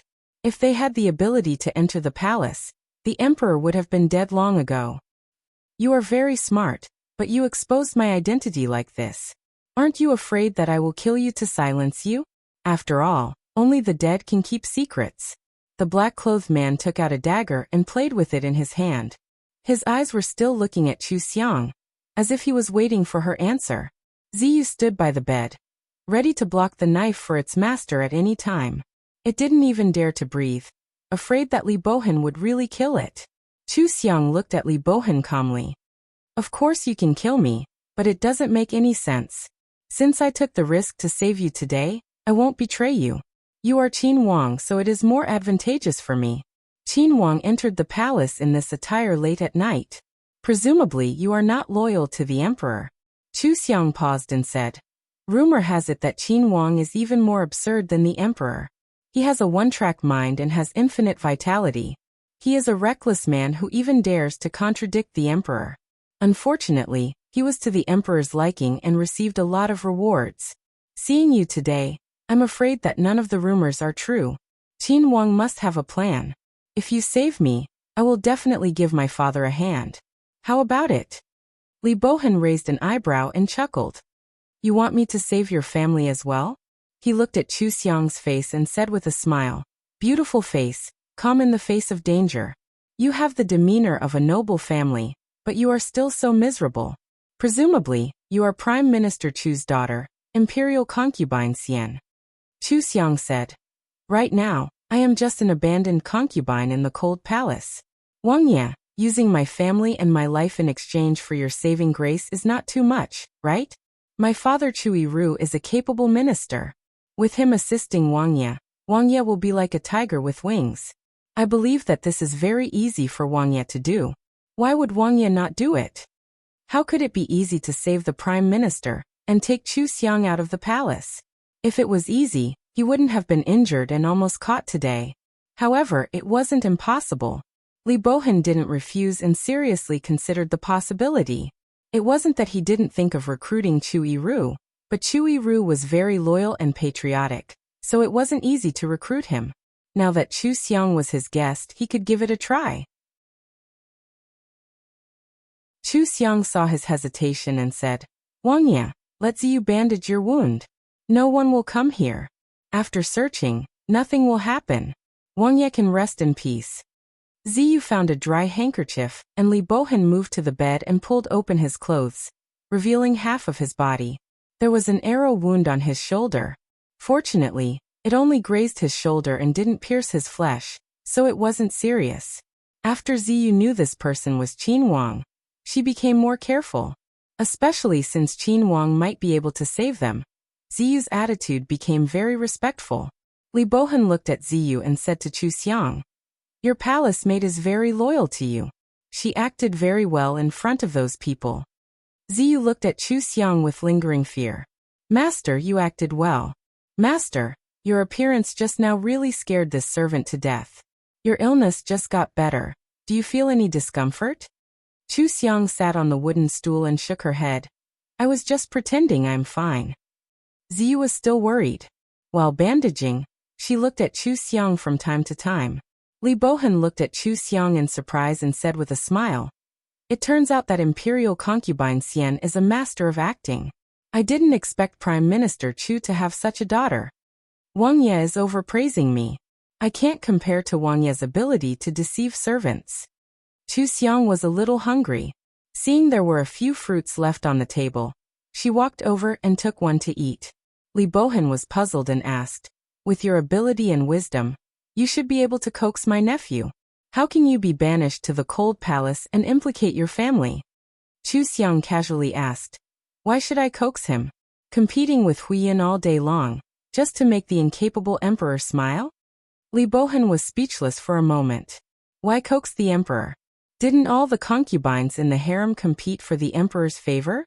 Was it possible that they would rather die than be willing to put down their status? Li Bohan thought of his encounter with Chu Xiang and her casual behavior. He denied this idea in his heart and guessed, If Benwang didn't come today, would you find another way to escape from the palace to save Prime Minister Chu? Of course. Chu Xiang answered without hesitation. She saw that Ziyu had finished bandaging her wound and gave the remaining 3 fruits to Ziyu. Eat some, fill your stomach. Tomorrow we'll roast the pigeon to eat. Li Bohan felt that she really didn't take him seriously. She wasn't reserved in front of him at all. Ing was clearly waiting for him to save her, but it was as if she didn't care whether he saved her or not. Could it be that she really could find another way to escape? Li Bohan put on his clothes and lay down. Who knew that as soon as he touched the pillow, he would smell a strong musty smell on the quilt next to him. He frowned and sat up again. When he was hiding under the quilt before, there was no musty smell. His gaze fell on Chu Xiang. Thinking that he was hiding close to Chu Xiang, and could only smell the fragrance on Chu Xiang's body, he inexplicably felt a little uncomfortable.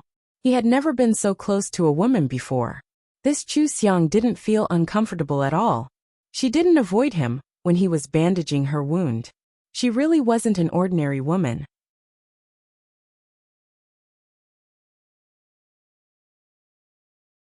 Chapter 77. Chu Xiang noticed Li Bohan's gaze. Seeing that he wasn't willing to lie down, she went forward. This place is too simple. If Wang Ye isn't used to it, it's better to go to the window and get some fresh air. Li Bohan did not object. The smell of mold was too strong. He got up and went to the window. Ziyu even brought him a broken chair. He sat down and opened the window a little, finally feeling a little more comfortable. When he turned around, he saw that Chu Xiang had already crawled into the quilt and was about to sleep. Li Bohan was surprised. Benwang hasn't rested yet. Are you going to sleep by yourself? Chu Xiang did not open her eyes as she faintly said. Just now, I gave the bed to Wang Ye. Didn't Wang Ye not want to sleep? Then don't waste it. I just recovered today and my body is not good. I need to rest. Originally, I wanted to drink some pigeon soup to nourish my body, but because of Wang Ye's matter, I can't drink it. Naturally, I can only rest. Only like this can I wait until Wang Ye saves me. How could this abandoned consort be so good at insulting people? Every 3 sentences she said was always about saving her life. She always wanted him to save her, and she really wasn't afraid of him at all. She didn't know how to coax people. No wonder she was banished to the cold palace. Li Bohan shook his head and no longer paid attention to her. He leaned against the window and thought about his own matters. Ziyu was worried about her master's attitude. Seeing that Li Bohan did not pursue the matter, she quietly walked to the bed and lay down to sleep. However, she couldn't fall asleep. She felt that everything was too exciting. First, her master almost stopped breathing. No matter how she knocked on the door or begged for help, it was useless. Then her master woke up and rested for the afternoon. She even found fruit to eat. It was really a blessing. But at night, her master ran out alone. She waited for a long time in fear for a black-clothed person. It wasn't easy to fool the guards, but they found out that the black-clothed person was the current Qin Wang. He was also the person most likely to save them. Ziyu's imagination ran wild. She didn't dare to turn over and make any noise. She became the only one of the 3. Chu Xiang used the little bit of spiritual energy in her body to nourish her body. This wasn't something that could be nourished all at once. She was still a little weak and tired. She had to persevere to become stronger than normal. She had nothing to do and thought of Huiyun, who had betrayed the original owner, and climbed into the dragon bed. Huiyun had always been smarter than Purple Jade, and sometimes she liked to arrange things on her own. The original owner felt that her thoughts were a bit frivolous. She had met her a few times, but since she didn't make any big mistakes, she didn't replace her. She just valued Ziyu more.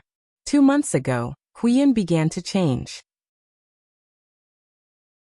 She became very confident and no longer competed with the palace maids. Instead, she began to dress herself up without a trace. She was indeed becoming more and more beautiful. One time, when the emperor came to the palace of the original owner, she successfully seduced the emperor into bed, making the original owner the laughingstock of the entire palace. From then on, Huiyun became the original owner's nightmare. The emperor was probably very comfortable being served. When Huiyun begged, he took Huiyun away. He was taken to the emperor's palace. After the 2 of them fooled around for a few days, the emperor ordered the original owner to be grounded. After a few more days, the original owner was punished to copy scriptures and eat vegetarian food. Then the palace servants were punished. Once, Huiyin brought Ran to the original owner's palace to humiliate her. The original owner couldn't help reprimanding Huiyin, but Huiyin slapped herself in the face and blamed the original owner. The emperor's new favorite was slapped.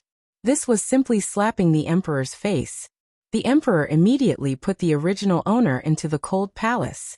At that time, when Huiyin humiliated the original owner, she wholeheartedly fought for the original owner's favor. The original owner didn't appreciate it and often reprimanded her. Now, she made the original owner have nothing. It was to avenge the original. Chu Xiang had seen too many people to count. In this dynasty, for a lowly palace maid to suddenly become so bold, as if she had a card up her sleeve, and even succeeded in the end, it was definitely not a simple matter. The first thing she thought of was whether Huiyin was like her, a foreign soul.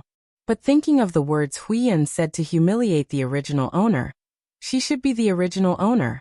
In this case, maybe Huiyin got some opportunity to have such a big change. Chu Xiang didn't find the answer in the memory of the original owner. Thinking about it, the original owner didn't ask her to help revenge. When she gets out of here, Huiyin has nothing to do with her. In the second half of the night, Chu Xiang unknowingly fell asleep. Ziyu also fell asleep. When they woke up the next time, Li Bohan had disappeared without a trace. It was as if his appearance was just a dream. Ziyu suddenly got up and ran to the yard to look around. She returned to the room in a panic and said, "Wang Ye is really gone. Master, what should we do? He clearly has a way to escape, but he didn't take us with him. Does he not want to take care of us at all?" Chu Xiang got up and said, "That depends on what he thinks. Don't be impatient. Now we have no other way. We can only wait for his news. If there's a chance today, I'll go out again and think of other ways." "But master, are we just going to let it go like this? You also saved his life." Ziyu's little hope last night was shattered. Thinking of how imperial concubine, Hui deliberately made things difficult for her master, she was worried. Chu Xiang smiled and said, "What can we do if we don't let it go? Don't expect others to help you. It's good if they help you, but don't complain if they don't. We'll find another way. What's more, it's not like we don't have any chance. He may not take me seriously for saving him, but my father's weight is still very heavy. If he wants to recruit my father, he will naturally save us. This is our real bargaining chip." Ziyu was stunned. She understood that whether the Duke of Qin saved them or not was probably more dependent on the Prime Minister's weight. She took a deep breath to calm herself down. She was too anxious to let her master go out. She actually believed in human nature. After being in the palace for so long, how could she still believe in human nature?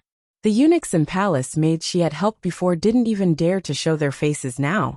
No one even gave them saliva. As a person, they really couldn't count on others. Chu Xiang and Ziyu picked some dew to drink in the yard.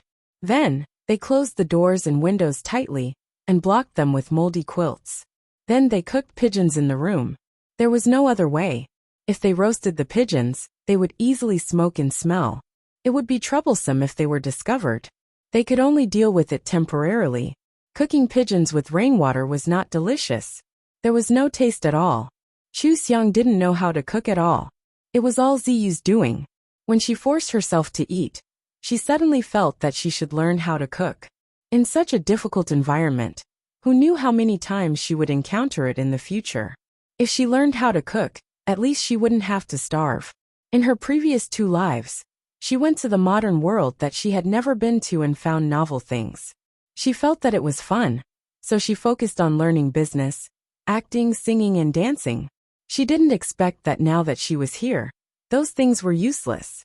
However, cooking was quite important, and there was also the art of war that was needed in ancient times. When she went out and saw the Prime Minister, she would learn from him.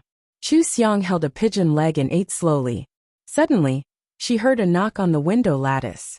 She looked up and saw a figure outside. Ziyu's eyes widened in surprise, and her heart jumped to her throat. "Master, what should we do?"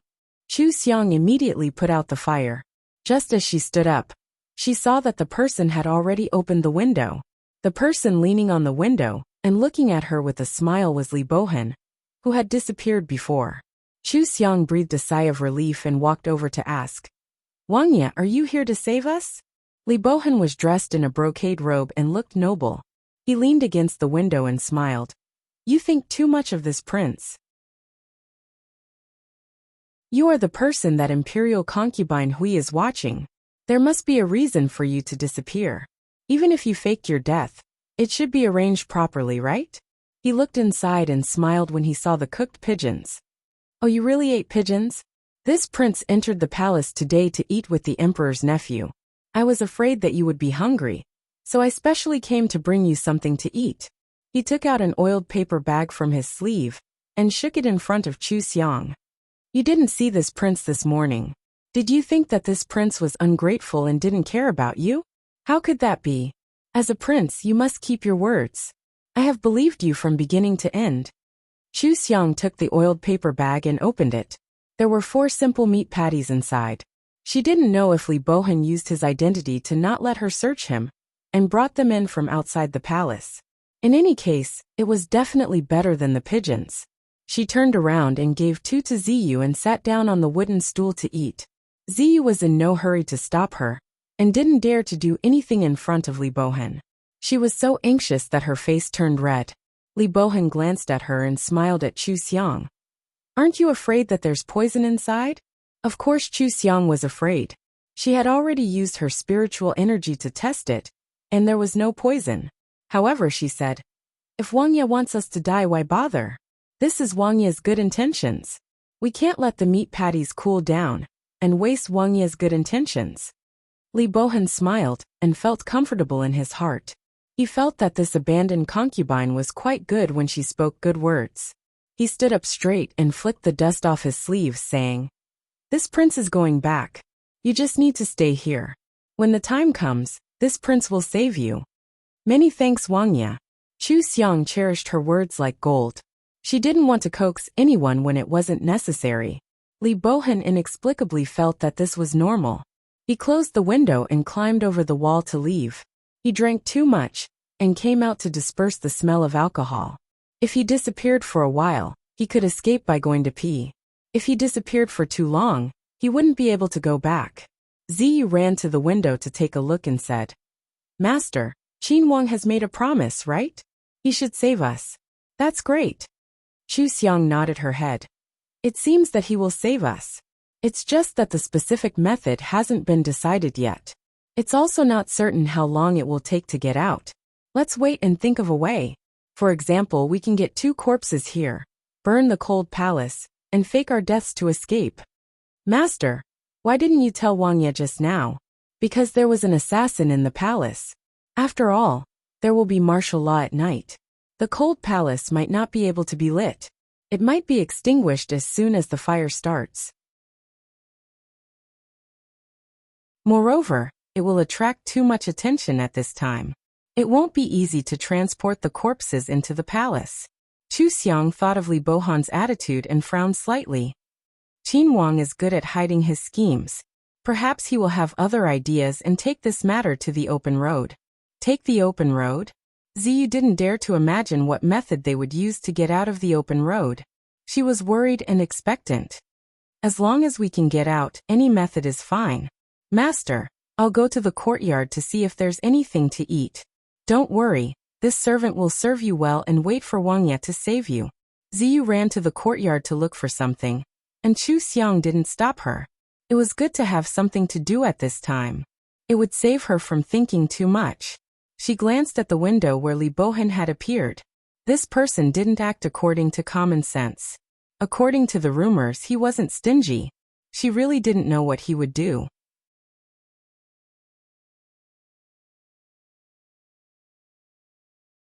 Chapter 78. Chu Xiang's hunch was right.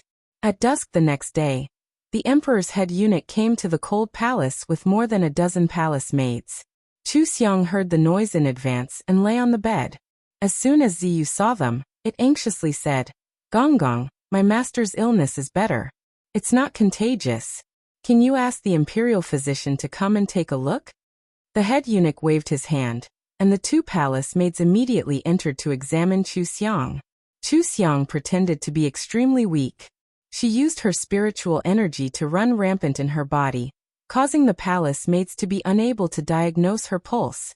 The two palace maids looked at each other, and looked at Chu Xiang's appearance. They said, "Gong Gong, Madame Chu fell ill from worry. I'm afraid it will be difficult for her to recover. However, if she takes the above good medicine to nourish her body, she may have a chance to recover." No matter what happened after the event, they would have an excuse to shirk the responsibility.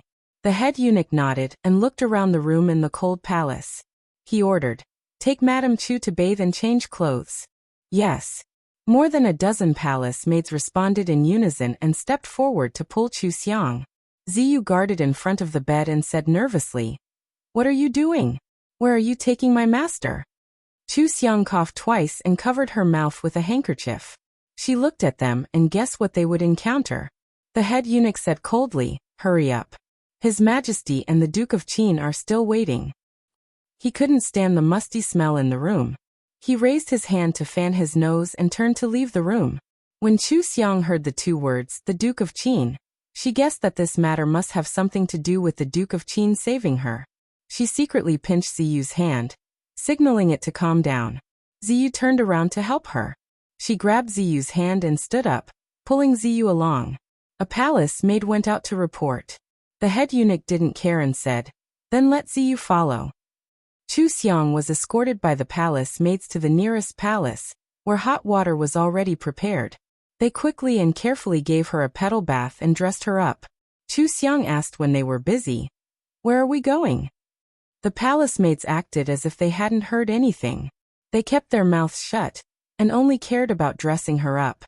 Chu Xiang didn't ask anymore. Anyway, she would know when she saw him. The head chamberlain took Chu Xiang's illness into consideration, and asked someone to carry her away on a bamboo chair. A group of people hurriedly walked towards the banquet hall.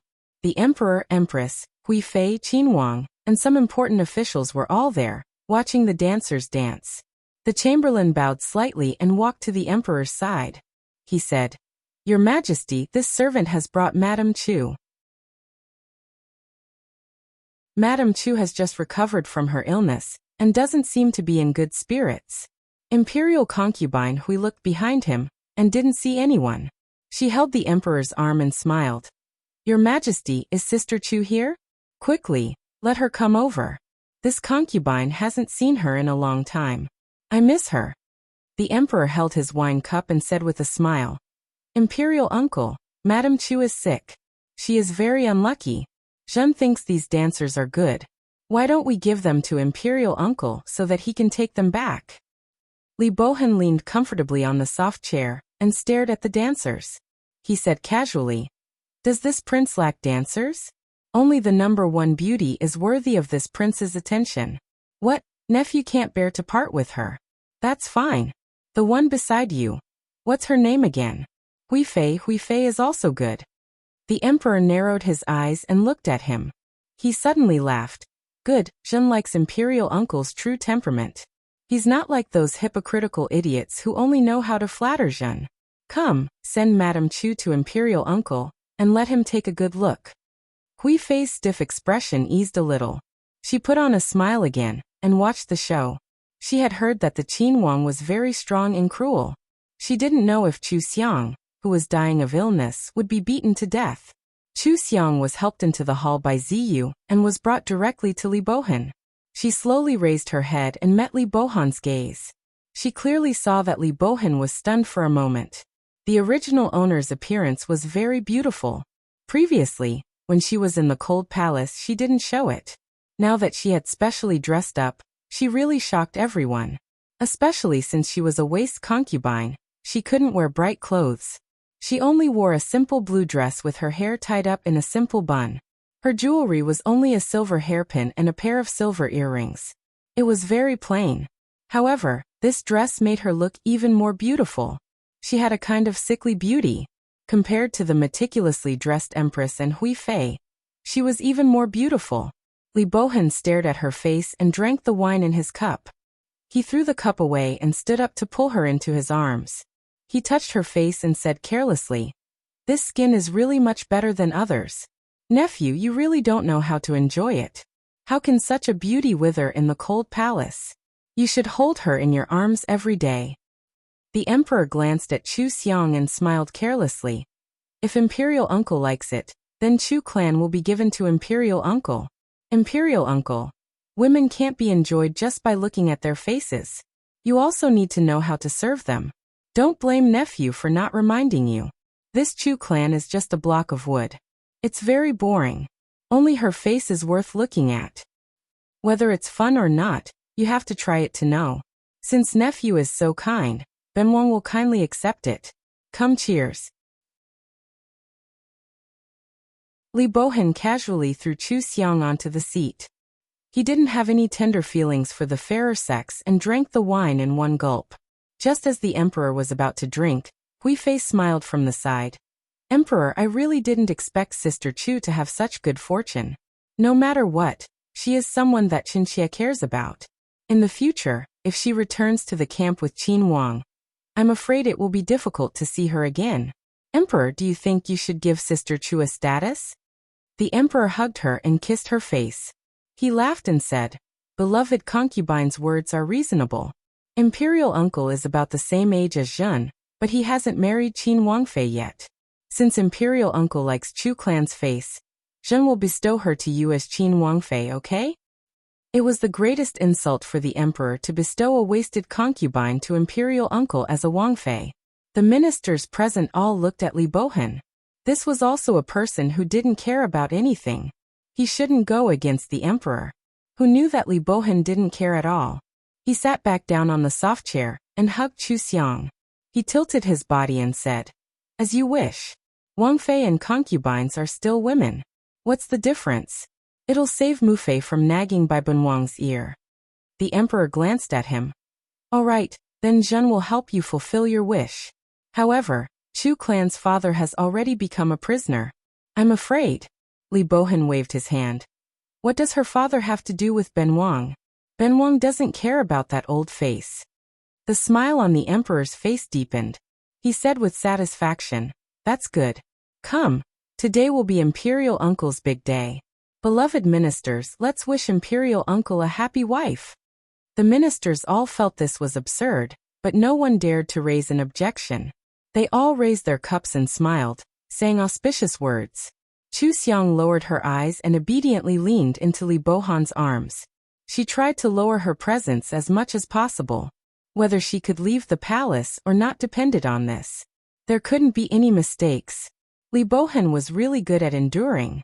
The emperor directly humiliated him again and again, but he could still pretend that he didn't understand and didn't care.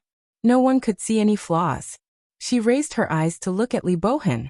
It just so happened that Li Bohan's lowered eyes met hers. The ministers were still congratulating him. He lowered his head and roughly kissed Chu Xiang, passing a mouthful of strong wine to Chu Xiang. Chu Xiang was caught off guard and coughed. Li Bohan laughed. Many thanks, nephew. Benwang will go back first. Every moment is worth 1,000 gold and can't be delayed. Ha ha ha. Li Bohan picked up Chu Xiang by the waist and walked out without waiting for the emperor's permission. Ziyu, who had been tense the entire time, quickly lowered her head and followed. The emperor drank the wine in his cup and didn't stop them. For a ridiculous imperial uncle who wasn't a threat at all. If he could use a beauty to make him even more ridiculous, that would be the best. Moreover, it was rare to have such a fun imperial uncle who wasn't afraid of him. It was just a woman he didn't want. If she was taken away, then so be it. Imperial concubine Hui was half lying in the emperor's arms and gave a reproachful smile. Emperor, why did you let them go? This concubine still wanted to toast big sister Chu. Although she hasn't treated this concubine well, this concubine still remembers her good deeds. It's rare to see each other, so we should talk about the past. A trace of sarcasm flashed through the emperor's eyes. Like Li Bohan, he raised his head and took a mouthful of wine to Imperial concubine Hui's mouth. Imperial concubine Hui coughed loudly and her cheeks were red. The emperor laughed and hugged her intimately. My beloved concubine is always so kind. Let's go, return to the palace with Zhen. Zhen also wants to see if this moment is worth 1,000 gold. The emperor got up and took imperial concubine Hui's wrist to leave. The empress sat on the side with a pale face and fire in her eyes. She stared at imperial concubine Hui's back, as if she wanted to burn a hole in her. Imperial concubine Hui finally stopped coughing. She didn't care about this almost humiliating attitude. In any case, she was already imperial concubine Hui, and the emperor's favorite. Except for the emperor, no one dared to look down on her. She urged in her mind, "Use the fiery and lingering function quick." Host, the fiery and lingering function has been used. Imperial concubine Hui felt a fire coming out of her body. As soon as she entered the palace, her hands climbed up the emperor's chest like snakes. The emperor cursed in a low voice, picked up imperial concubine Hui, and quickly went to the dragon bed. The chamberlain was already used to it. He waved his hand and all the palace servants retreated and stood guard at the door. Hearing the playful laughter inside, he had no expression on his face, but he felt that imperial concubine Hui was very lucky. A palace maid actually had such good fortune. If she gave birth to a prince, her future position would be stable. Unlike him, who worked hard and trembled in fear to serve the emperor, he also had to serve this charming master. They really had different lives. On the emperor's side, Chu Xiang and Li Bohan were sitting on opposite sides of the carriage. Li Bohan put his arm on the low table and looked at her with a smile as he said, "Ben Wang didn't break his promise, right? I saved you in the beginning. How will you repay Ben Wang?" Chu Xiang poured herself a cup of tea to drink. "I saved Wang Yi first. Wang Yi is just returning." She coughed a few times in discomfort. The wine just now had burned her throat. Li Bohan looked at her. "You really choked?" Ben Wang was too lazy to listen to their chatter, so I found an excuse to come out. "Who knew that you couldn't even drink a sip of wine? Are you really sick?" "My body is fine," Chu Xiang said with a faint smile. "I still haven't congratulated Wang Yi on marrying a Wang Fei. This matter was outside of Wang Ye's expectations. Do you regret your actions today?" Li Bohan said with a headache. "It really is a bit troublesome. My Mufei has been urging me to marry and have children for a long time. She has always been looking at the daughters of noble families. When she goes back this time, she will definitely nag Ben Wang." He looked at Chu Xiang's calm appearance and joked, "You're lucky. Letting an abandoned concubine like you become Ben Wang's official fei. Are you happy?" Chu Xiang looked at him and said with a smile that wasn't a smile, "It should be Wang Yi. Today, you accidentally calmed the emperor's heart. I am a great contributor, so I don't feel guilty sitting in the position of Wang Fei. If Wang Yi has someone to marry in the future, I'll just change my name and fake my death. You also think this, right?" You're quite insightful. You really don't seem like someone who would be thrown into the cold palace." Li Bohan held the teacup as he looked at her, his eyes full of inquiry.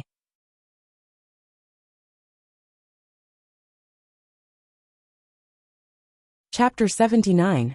Chu Xiang did not respond to his words about the cold palace. She looked down and asked, "When will your highness return to the camp? How will you save my father?" Li Bohan did not like her cold and indifferent appearance. He leaned against the carriage. "Is this the attitude of someone who saved your life? Are you really treating yourself as Qin Wang Fei? Then are you going to enter my room tonight?" Chu Xiang could see with a glance that he was inexperienced in the matters between men and women. He definitely had never touched a woman before. She drank a mouthful of tea and pulled Li Bohan over to block his mouth. Kuh. Li Bohan was suddenly forced to drink tea, and he coughed even harder than when Chu Xiang was forced to drink. He pushed away Chu Xiang and angrily said, "You Kuh, the Chu family. It's impolite not to reciprocate. How does your highness feel?"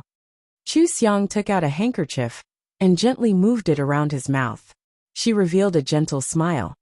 "The emperor's words are golden, and I am your Wang Fei right now. It is said that a moment of sexual intercourse is worth 1,000 gold. I dare to enter your room, but I'm afraid that you won't be able to handle it, and will just give away your virginity." Kuh. Li Bohan coughed even harder. "Are you really a woman? How can you be so bold? My nephew still thinks you're a piece of wood. I'm afraid he has never seen this side of you before." Chu Xiang supported her chin with a smile as she said, He hasn't seen many things. Why would I care about such a boring and violent person? But Your Highness, you don't seem like such a deep person. Is it because you've been pretending to be a playboy imperial uncle for so long that you've become a playboy? You're actually flirting with a woman. Li Bohan finally stopped coughing and looked at her. You are now this king's Wangfei, so what's wrong with flirting? Also, you don't need to wear a coat. This king has many women in his harem. I'm not a virgin. Is that so? Just when Li Bohan thought that Chu Xiang was going to say something shocking, Chu Xiang moved her gaze away and returned to the main topic. I guess that after Wang Yi reassured the emperor, you can leave the capital at any time. Saving my father in the capital is as difficult as ascending a mountain. My father has been sentenced to exile.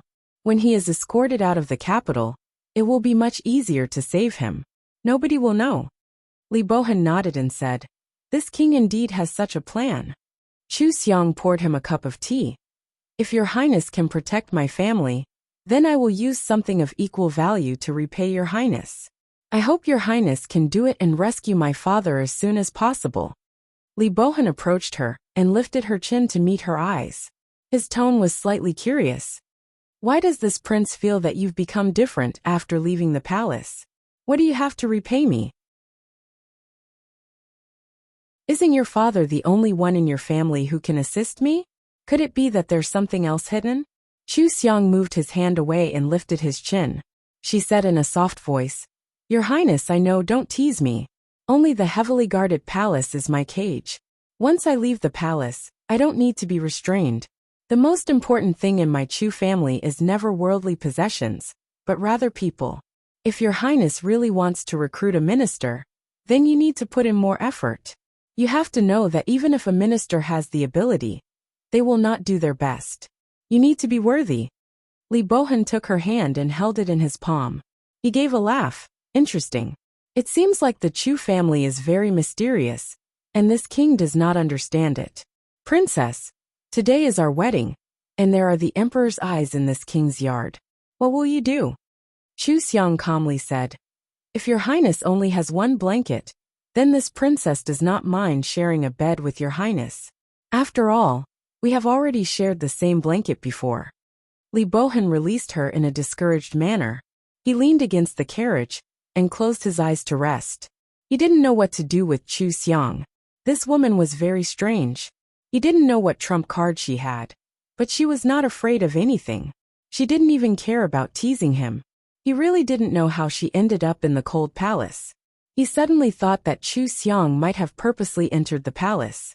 Because she didn't like the incapable ruler, she took her entire family and left the capital? Although he felt that it was impossible, this was the only explanation.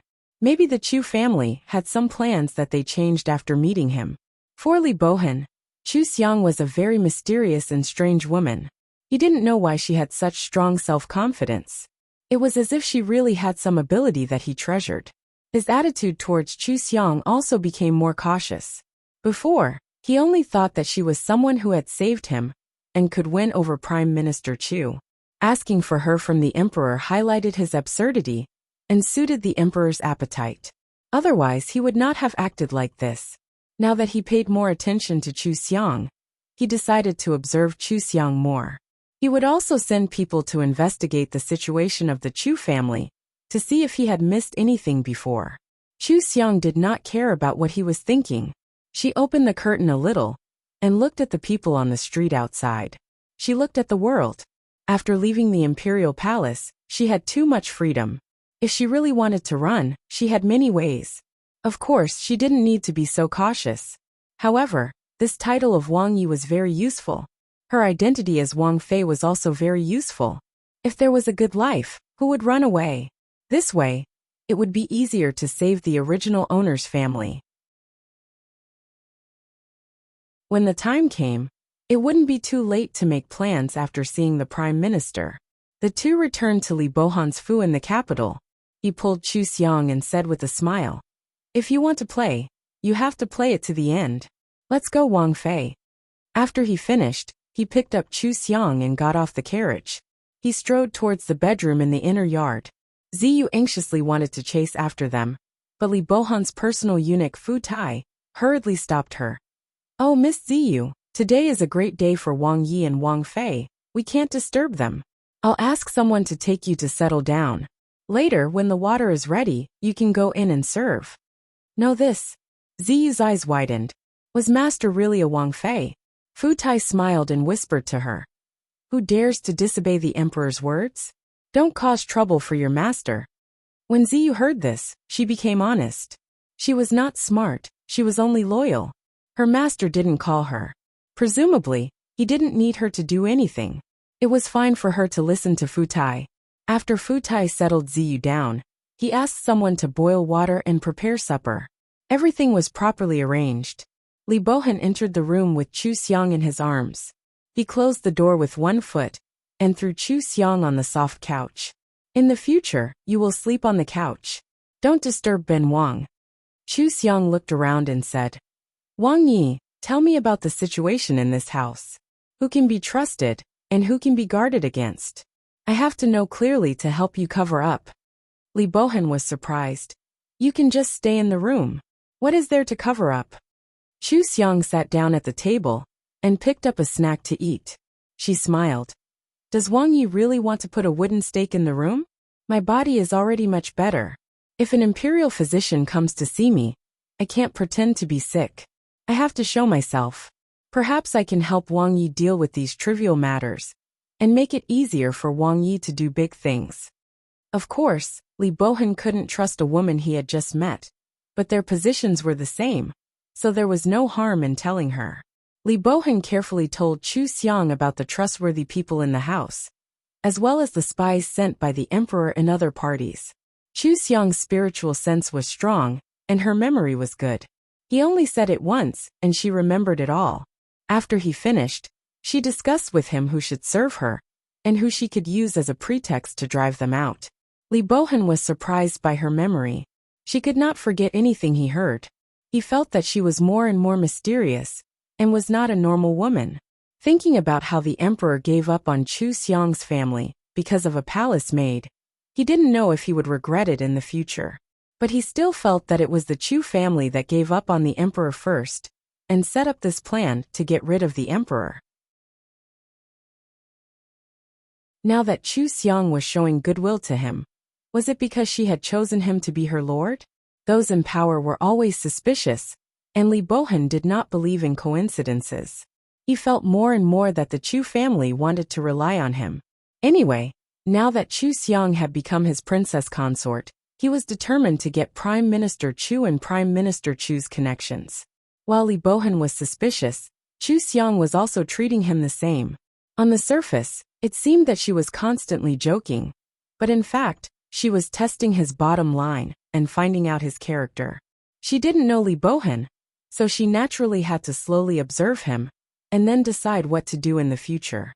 As for her and Li Bohan's promise to each other, she didn't care about this kind of thing. In this kind of dynasty, with their statuses, neither of them would take the other's words seriously.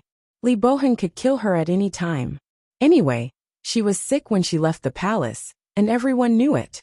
He could also give up Prime Minister Chu's family at any time, depending on how important Prime Minister Chu was in his heart, and whether he would encounter trouble when saving people.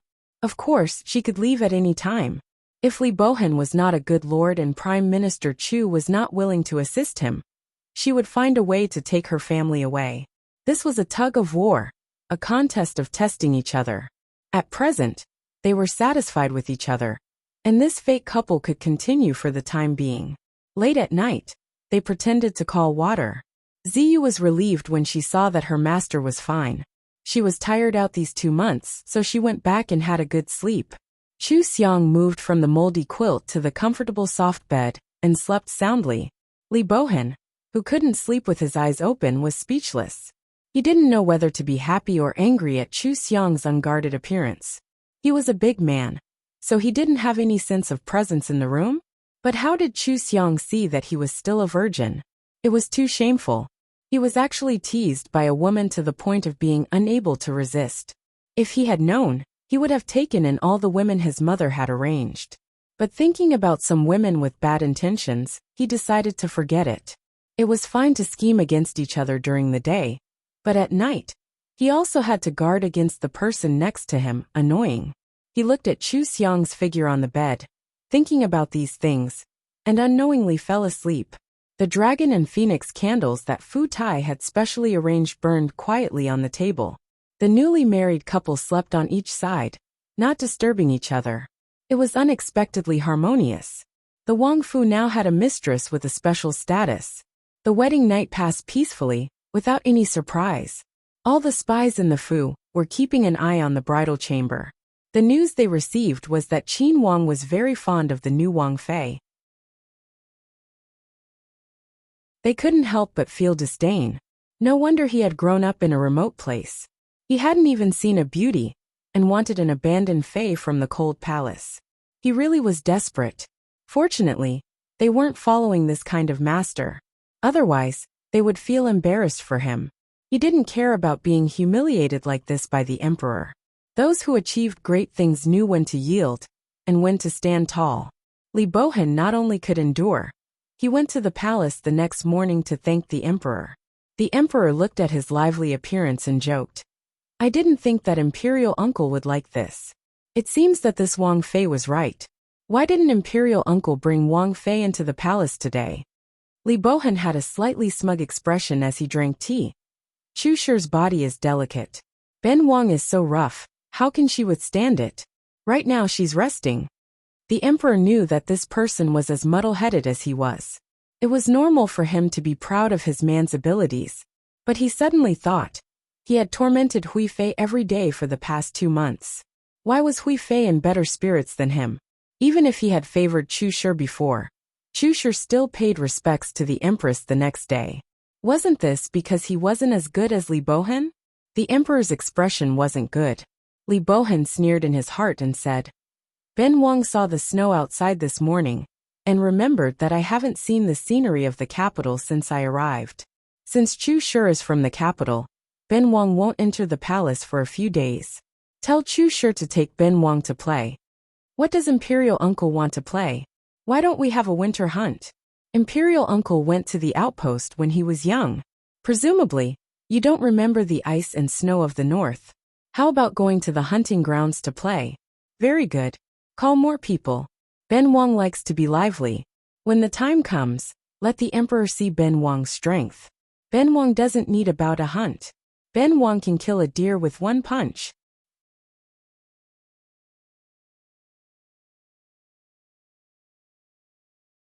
Chapter 80. The emperor wanted to hunt, so his subordinates immediately put everything aside and prepared everything as quickly as possible. Then they brought the imperial concubines and ministers to the hunting grounds. Chu Xiang had pretty much recovered in these few days. Li Bohan used the excuse of asking for medicine for her to meet with some members of the imperial family and ministers. As a result, everyone in the capital knew that Qin Wang loved the beautiful Qin Wang Fei very much, and would not give her the stars or the moon. He spent a large amount of money to get the best medicine for Qin Wang Fei to nourish her body. Eating so much good medicine and being pampered so much, how could it not be good? The emperor thought that he understood Chu Xiang very well. She was a person who could only look at the face. He was very satisfied with Li Bohan's obsession with beauty, so his attitude became even more indulgent. It was as if he especially liked Li Bohan, this imperial uncle. Even Chu Xiang's treatment of Qin Wang Fei rose. The head chamberlain was respectful in front of her with a smile. There was no longer any contempt from before. In order to show his love for her, Li Bohan held her hand the entire time. He only let go when they were in front of the emperor. He cupped his hands and smiled. "Emperor, the ice and snow in the north is beautiful, but it's too cold. It makes people uncomfortable." The emperor looked him over and joked, "Imperial uncle's body is so strong, but I couldn't tell that you were so delicate." Li Bohan waved his hand and pulled Chu Xiang into his embrace. How could Ben Wang be afraid of the cold? It's Wang Fei who is afraid of the cold. You just recovered from your illness, so don't blow anything out. I heard that the emperor brought a firefox cloak as a prize? Just give it to Wang Fei. When Ben Wang goes to the hunting grounds, Ben Wang will definitely win first place. The emperor looked at Chu Xiang thoughtfully. He already knew that Chu Xiang was beautiful. Now that she was so weak that she couldn't bear the clothes, it was even more pitiful. No wonder Li Bohan was so infatuated with her. He smiled. Since Imperial Uncle has spoken, how can Jin refuse? Someone come. Give that firefox cloak to Qin Wangfei.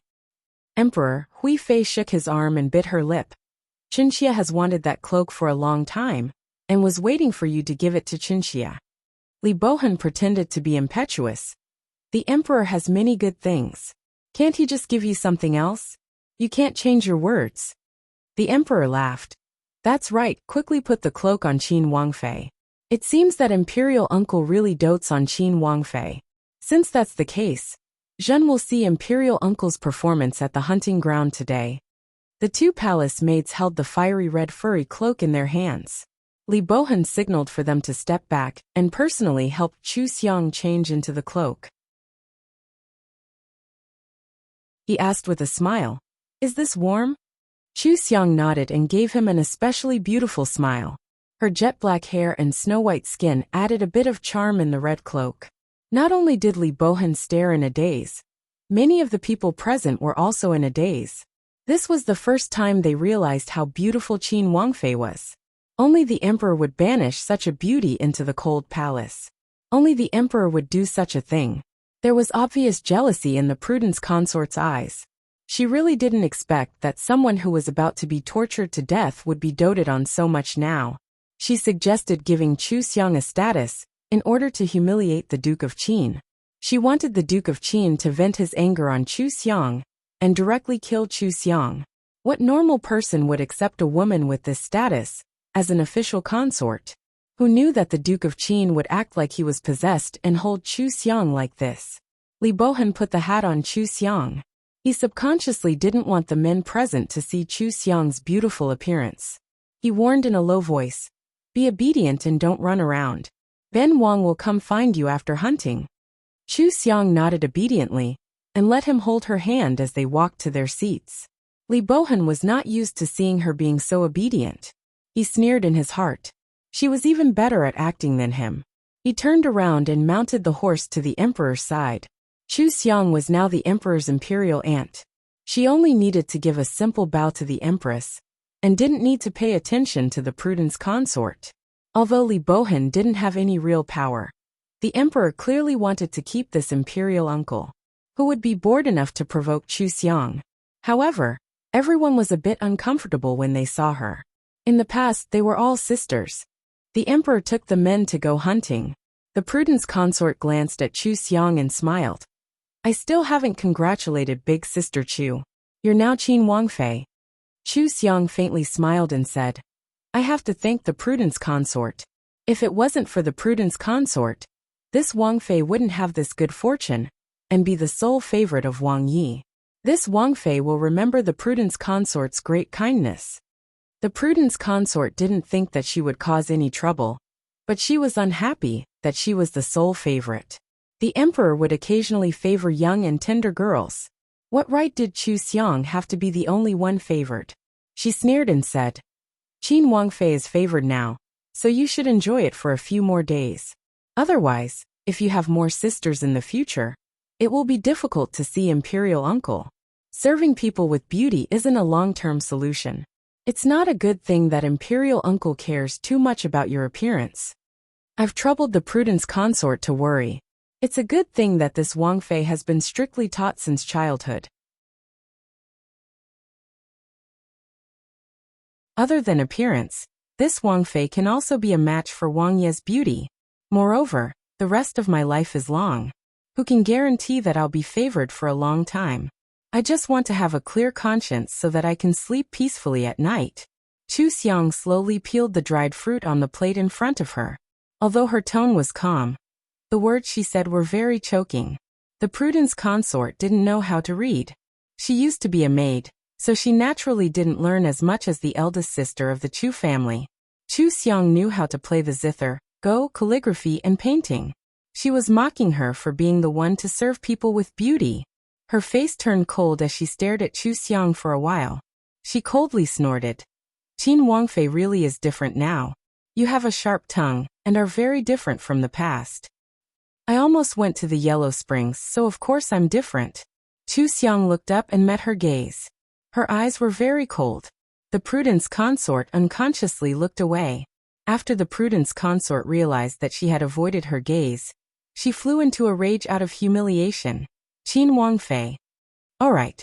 The Empress softly shouted. Prudence consort, if you're tired, go back to your tent and rest. Don't be rude to Qin Wangfei. The Empress' older brother was the most powerful general in the military. The Emperor used him, and would never reprimand the Empress. The Prudence consort dared to compete with the Empress for favor, but she didn't dare to go head-to-head with the Emperor. At this time the Empress spoke. She coldly snorted and returned to her tent. The other officials' families didn't dare to make a sound. They were scared stiff by the tit-for-tat atmosphere between the Prudence consort and Qin Wangfei. They all knew the relationship between these two. The palace maid had climbed into the bed and sent the master to the cold palace.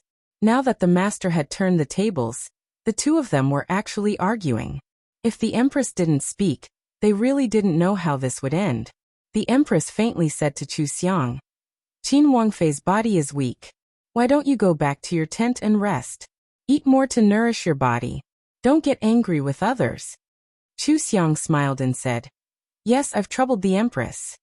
The wind outside was strong and it was snowing. She was naturally willing to go back to her tent. When the Emperor and the others came back, someone would definitely inform her. She could come out at that time. After she left, the Empress ordered everyone to do as they pleased. Everyone gathered in twos and threes to look at the snowy scenery and laugh. Many people quietly talked about Chu Xiang. If it was any other woman, she would have committed suicide. Unfortunately, Chu Xiang was able to make the Duke of Qin dote on her so much. She was really lucky.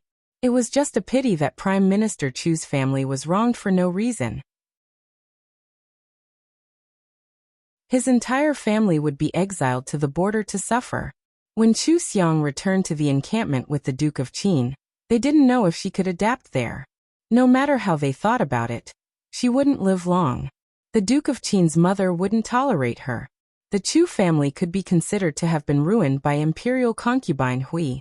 Everyone more or less sympathized with a person who might have a tragic future. Naturally, they hated imperial concubine Hui even more. Even the emperor's behavior was very disgusting. But no one dared. No one even dared to show any attitude. They all maintained their hypocritical singing and dancing. Imperial concubine Hui smashed everything in the tent that could be smashed. She angrily said, Who does she think she is? Even now, she still dares to be high and mighty in front of me, putting on the airs of a rich family's daughter. Does she think that she still has the Prime Minister to protect her like before? I want to see how she dies. The palace maid advised, Don't be angry, imperial concubine. I've never heard that the Duke of Qin liked women. I'm afraid that the women in the encampment are ugly. He suddenly saw Madame Chu, so he was so fascinated. That Duke of Qin has infinite strength and is unrestrained. How could he be someone who dotes on others? There's also Imperial concubine Yu in the encampment. Madame Chu won't have a good life. Imperial concubine Hui coldly stared at her. Do I need you? Get out. Guard the door and don't let anyone disturb me. Yes. The palace maid immediately stopped talking. She lowered her head and quickly retreated, afraid that she would suffer a calamity if she was too slow. Imperial concubine Hui couldn't swallow this anger. Her chest felt stuffy and uncomfortable. She angrily said, Is there anything that can be forgiven? I want to humiliate that slut in public. Let's see if the Duke of Qin still dotes on her. Host, there's an aphrodisiac. It's colorless and tasteless. One drop can make a person lose their rationality. The medical skills of this world definitely can't detect it. Imperial concubine Hui revealed a smile. I want this. Isn't Chu Xiang beautiful? I'll let her have her fill of beauty today. It's best if she pounces on a man in public. Host, I need to remind you that aphrodisiacs are very expensive. No need to talk nonsense. I'll exchange for this. Imperial concubine Hui successfully obtained the aphrodisiac. She called over her trusted palace maid and instructed her to find an opportunity to drug Chu Xiang. Chu Xiang definitely needed to drink something in the tent. There weren't many people here who were loyal to the Duke of Qin and Chu Xiang. It would be very easy for imperial concubine Hui to drug her. However, she didn't know that Chu Xiang had spiritual aura and was aware of anything inappropriate. When a cup of hot milk was placed in front of Chu Xiang felt very repulsed. She tested the other food as if nothing had happened and found that there was no problem. Only the hot milk had been tampered with. She pretended to drink in front of the palace maid, but in fact, her lips only touched the rim of the cup. When the palace maid left, she put down the cup and glanced around the tent, going through all the people who served her in her mind. Finally, she selected the nail arranged by the emperor and asked her to come over to serve her. Then, she rewarded her with the cup of hot milk. Chu Xiang watched the palace maid drink the hot milk and got up. She said, "Let's go outside and take a look. It's rare to come to the hunting grounds. In the future, when we go to the station, we won't see such scenery again. We should see more. Princess consort, take this to warm your hands." Ziyu handed over an exquisite water bottle and tied Chu Xiang's firefox cloak. Then, Ziyu helped her slowly walk out. Nowadays, Ziyu often had a smile on her face. In her eyes, her master's bitterness was over. Chu Xiang didn't tell her the truth. Fortune favors fools. The original owner, the most loyal maidservant, would live a good life with her in the future. Chu Xiang led a group of servants to a crowded place. Suddenly, the palace maid who drank the hot milk began to pull at her clothes and make strange sounds. Chu Xiang stopped and looked back at her. She saw the palace maid rush to the nearest guard with a red face.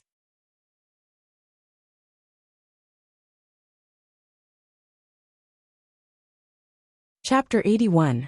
Hey, what is she doing? Is she crazy?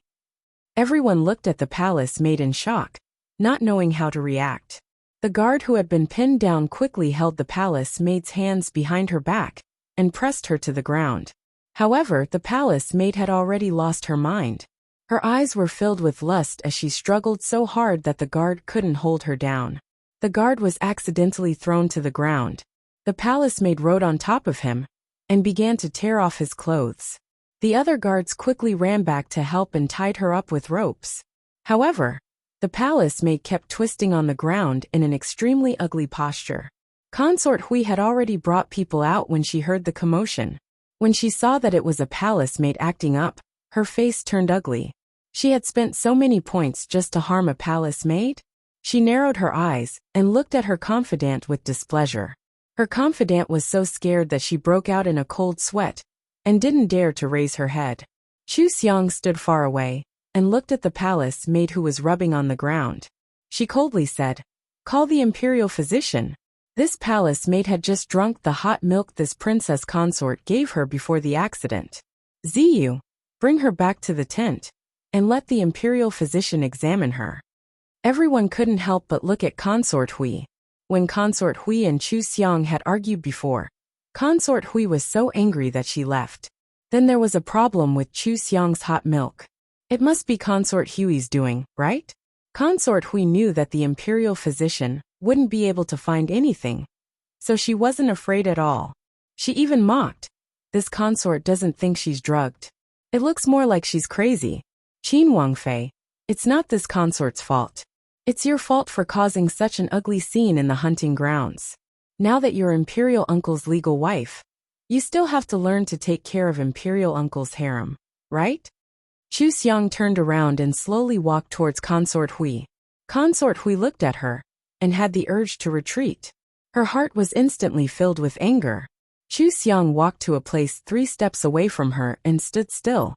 Looking at her, she said, "Since imperial concubine Hui has gone crazy, then I ask imperial concubine Hui to help me deal with her, so as to avoid ruining everyone's mood." Consort Hui looked at her suspiciously. She didn't understand why she didn't call the imperial physician. Did she know that it was useless? Dealing with a lunatic was a simple matter. The prudent imperial concubine waved her hand indifferently. "Drag him away and beat him to death."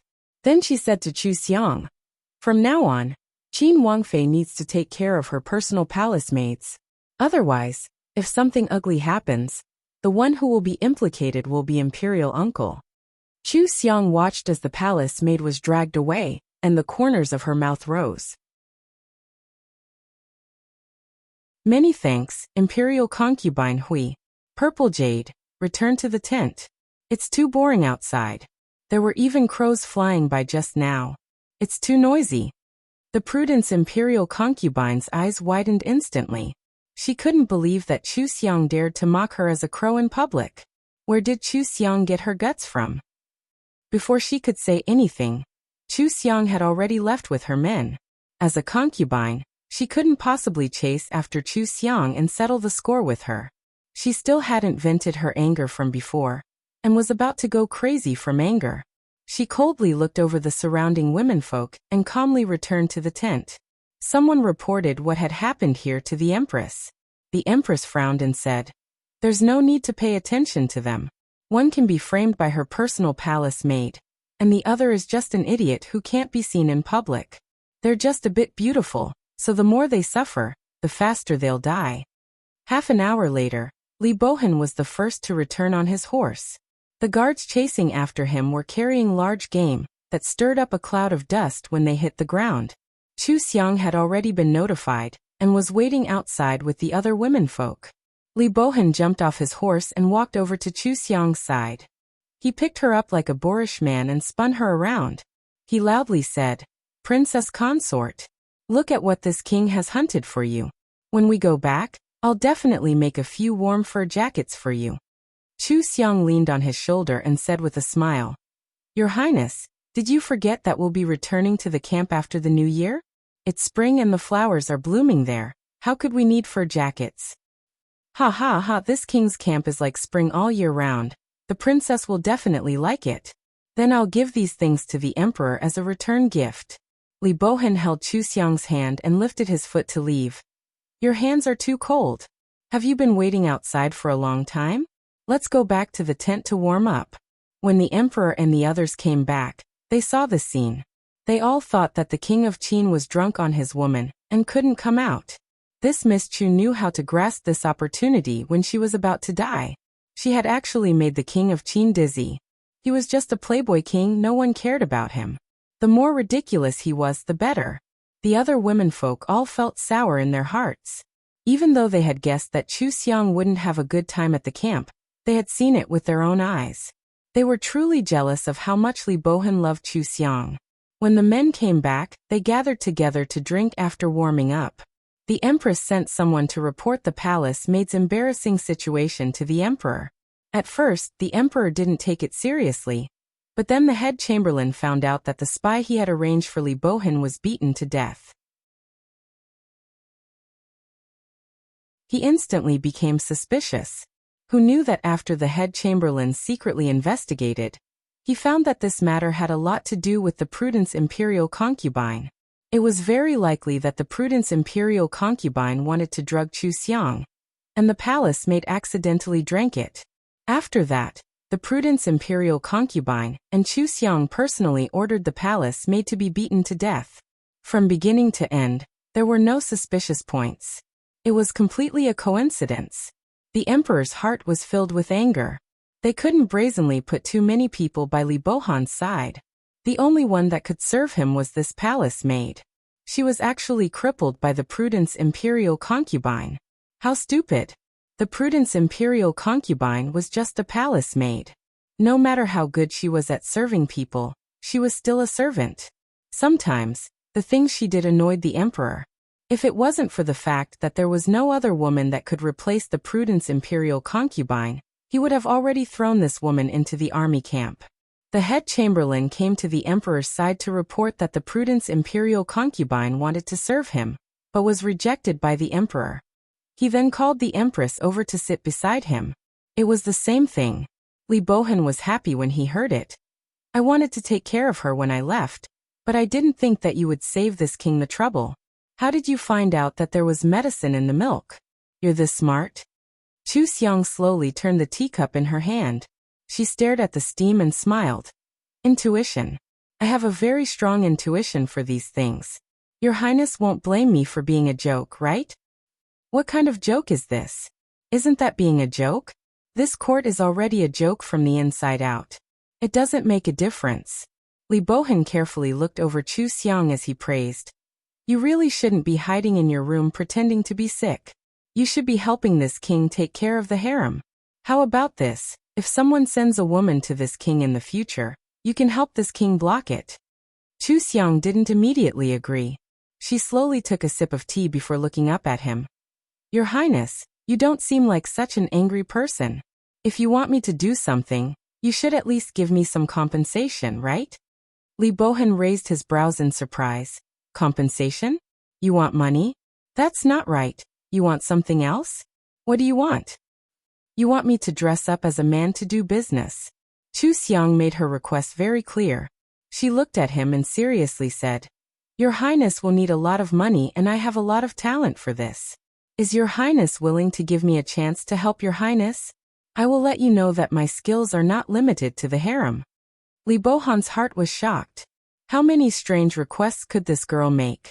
Dress up as a man to do business? His first reaction was, who would believe that you dress up as a man with that face?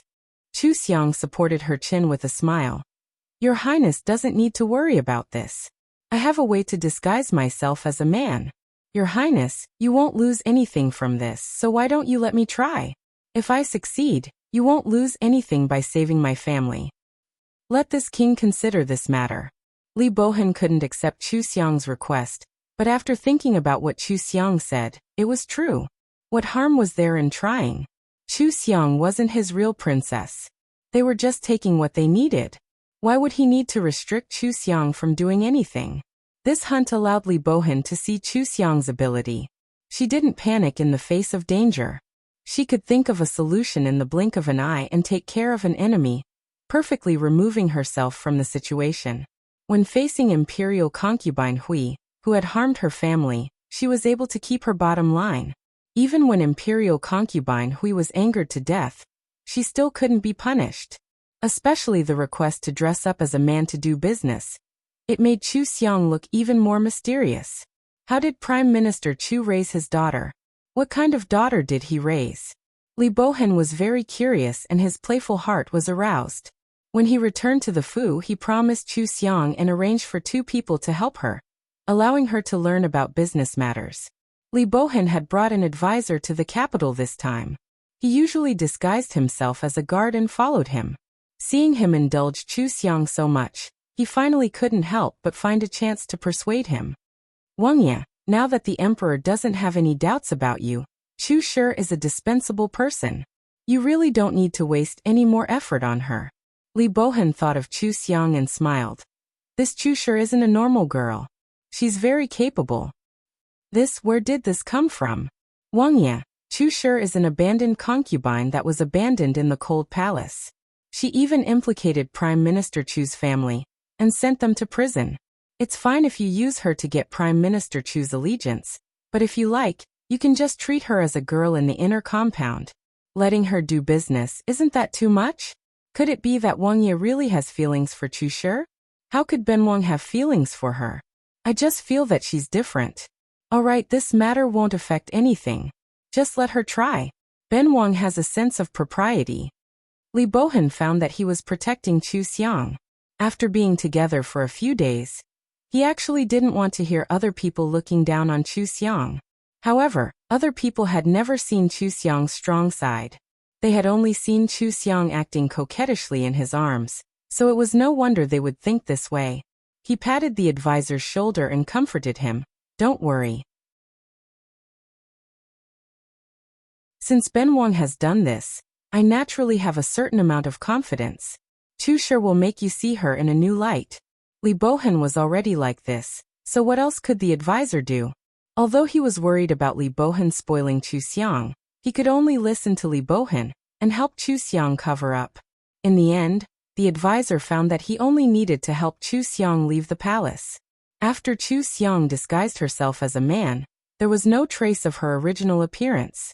It was unknown what was on her face, but her appearance looked very ordinary. If one didn't look carefully, they wouldn't be able to remember it. After Chu Xiang left the palace, she walked around the entire capital without leaving a trace. She memorized what things were selling well, why they were selling well, and how to make the business prosper. She even memorized what the most popular jewelry and clothes in the capital looked like. She also went to the best restaurant in the capital to eat a meal. She remembered that when she was in the cold palace, she had decided to learn how to cook. Who knew that the food in the best restaurant in the capital wasn't delicious either? She suddenly regretted that she didn't secretly learn from the imperial chef when she was in the palace. The food in the human world wasn't as delicious as the food in the cultivation world. If she wanted to learn, she should have learned from the imperial chef. She had miscalculated. That you're tuning in to the Earbook Haven YouTube channel. Don't forget to subscribe and join us on this journey to catch the most captivating stories.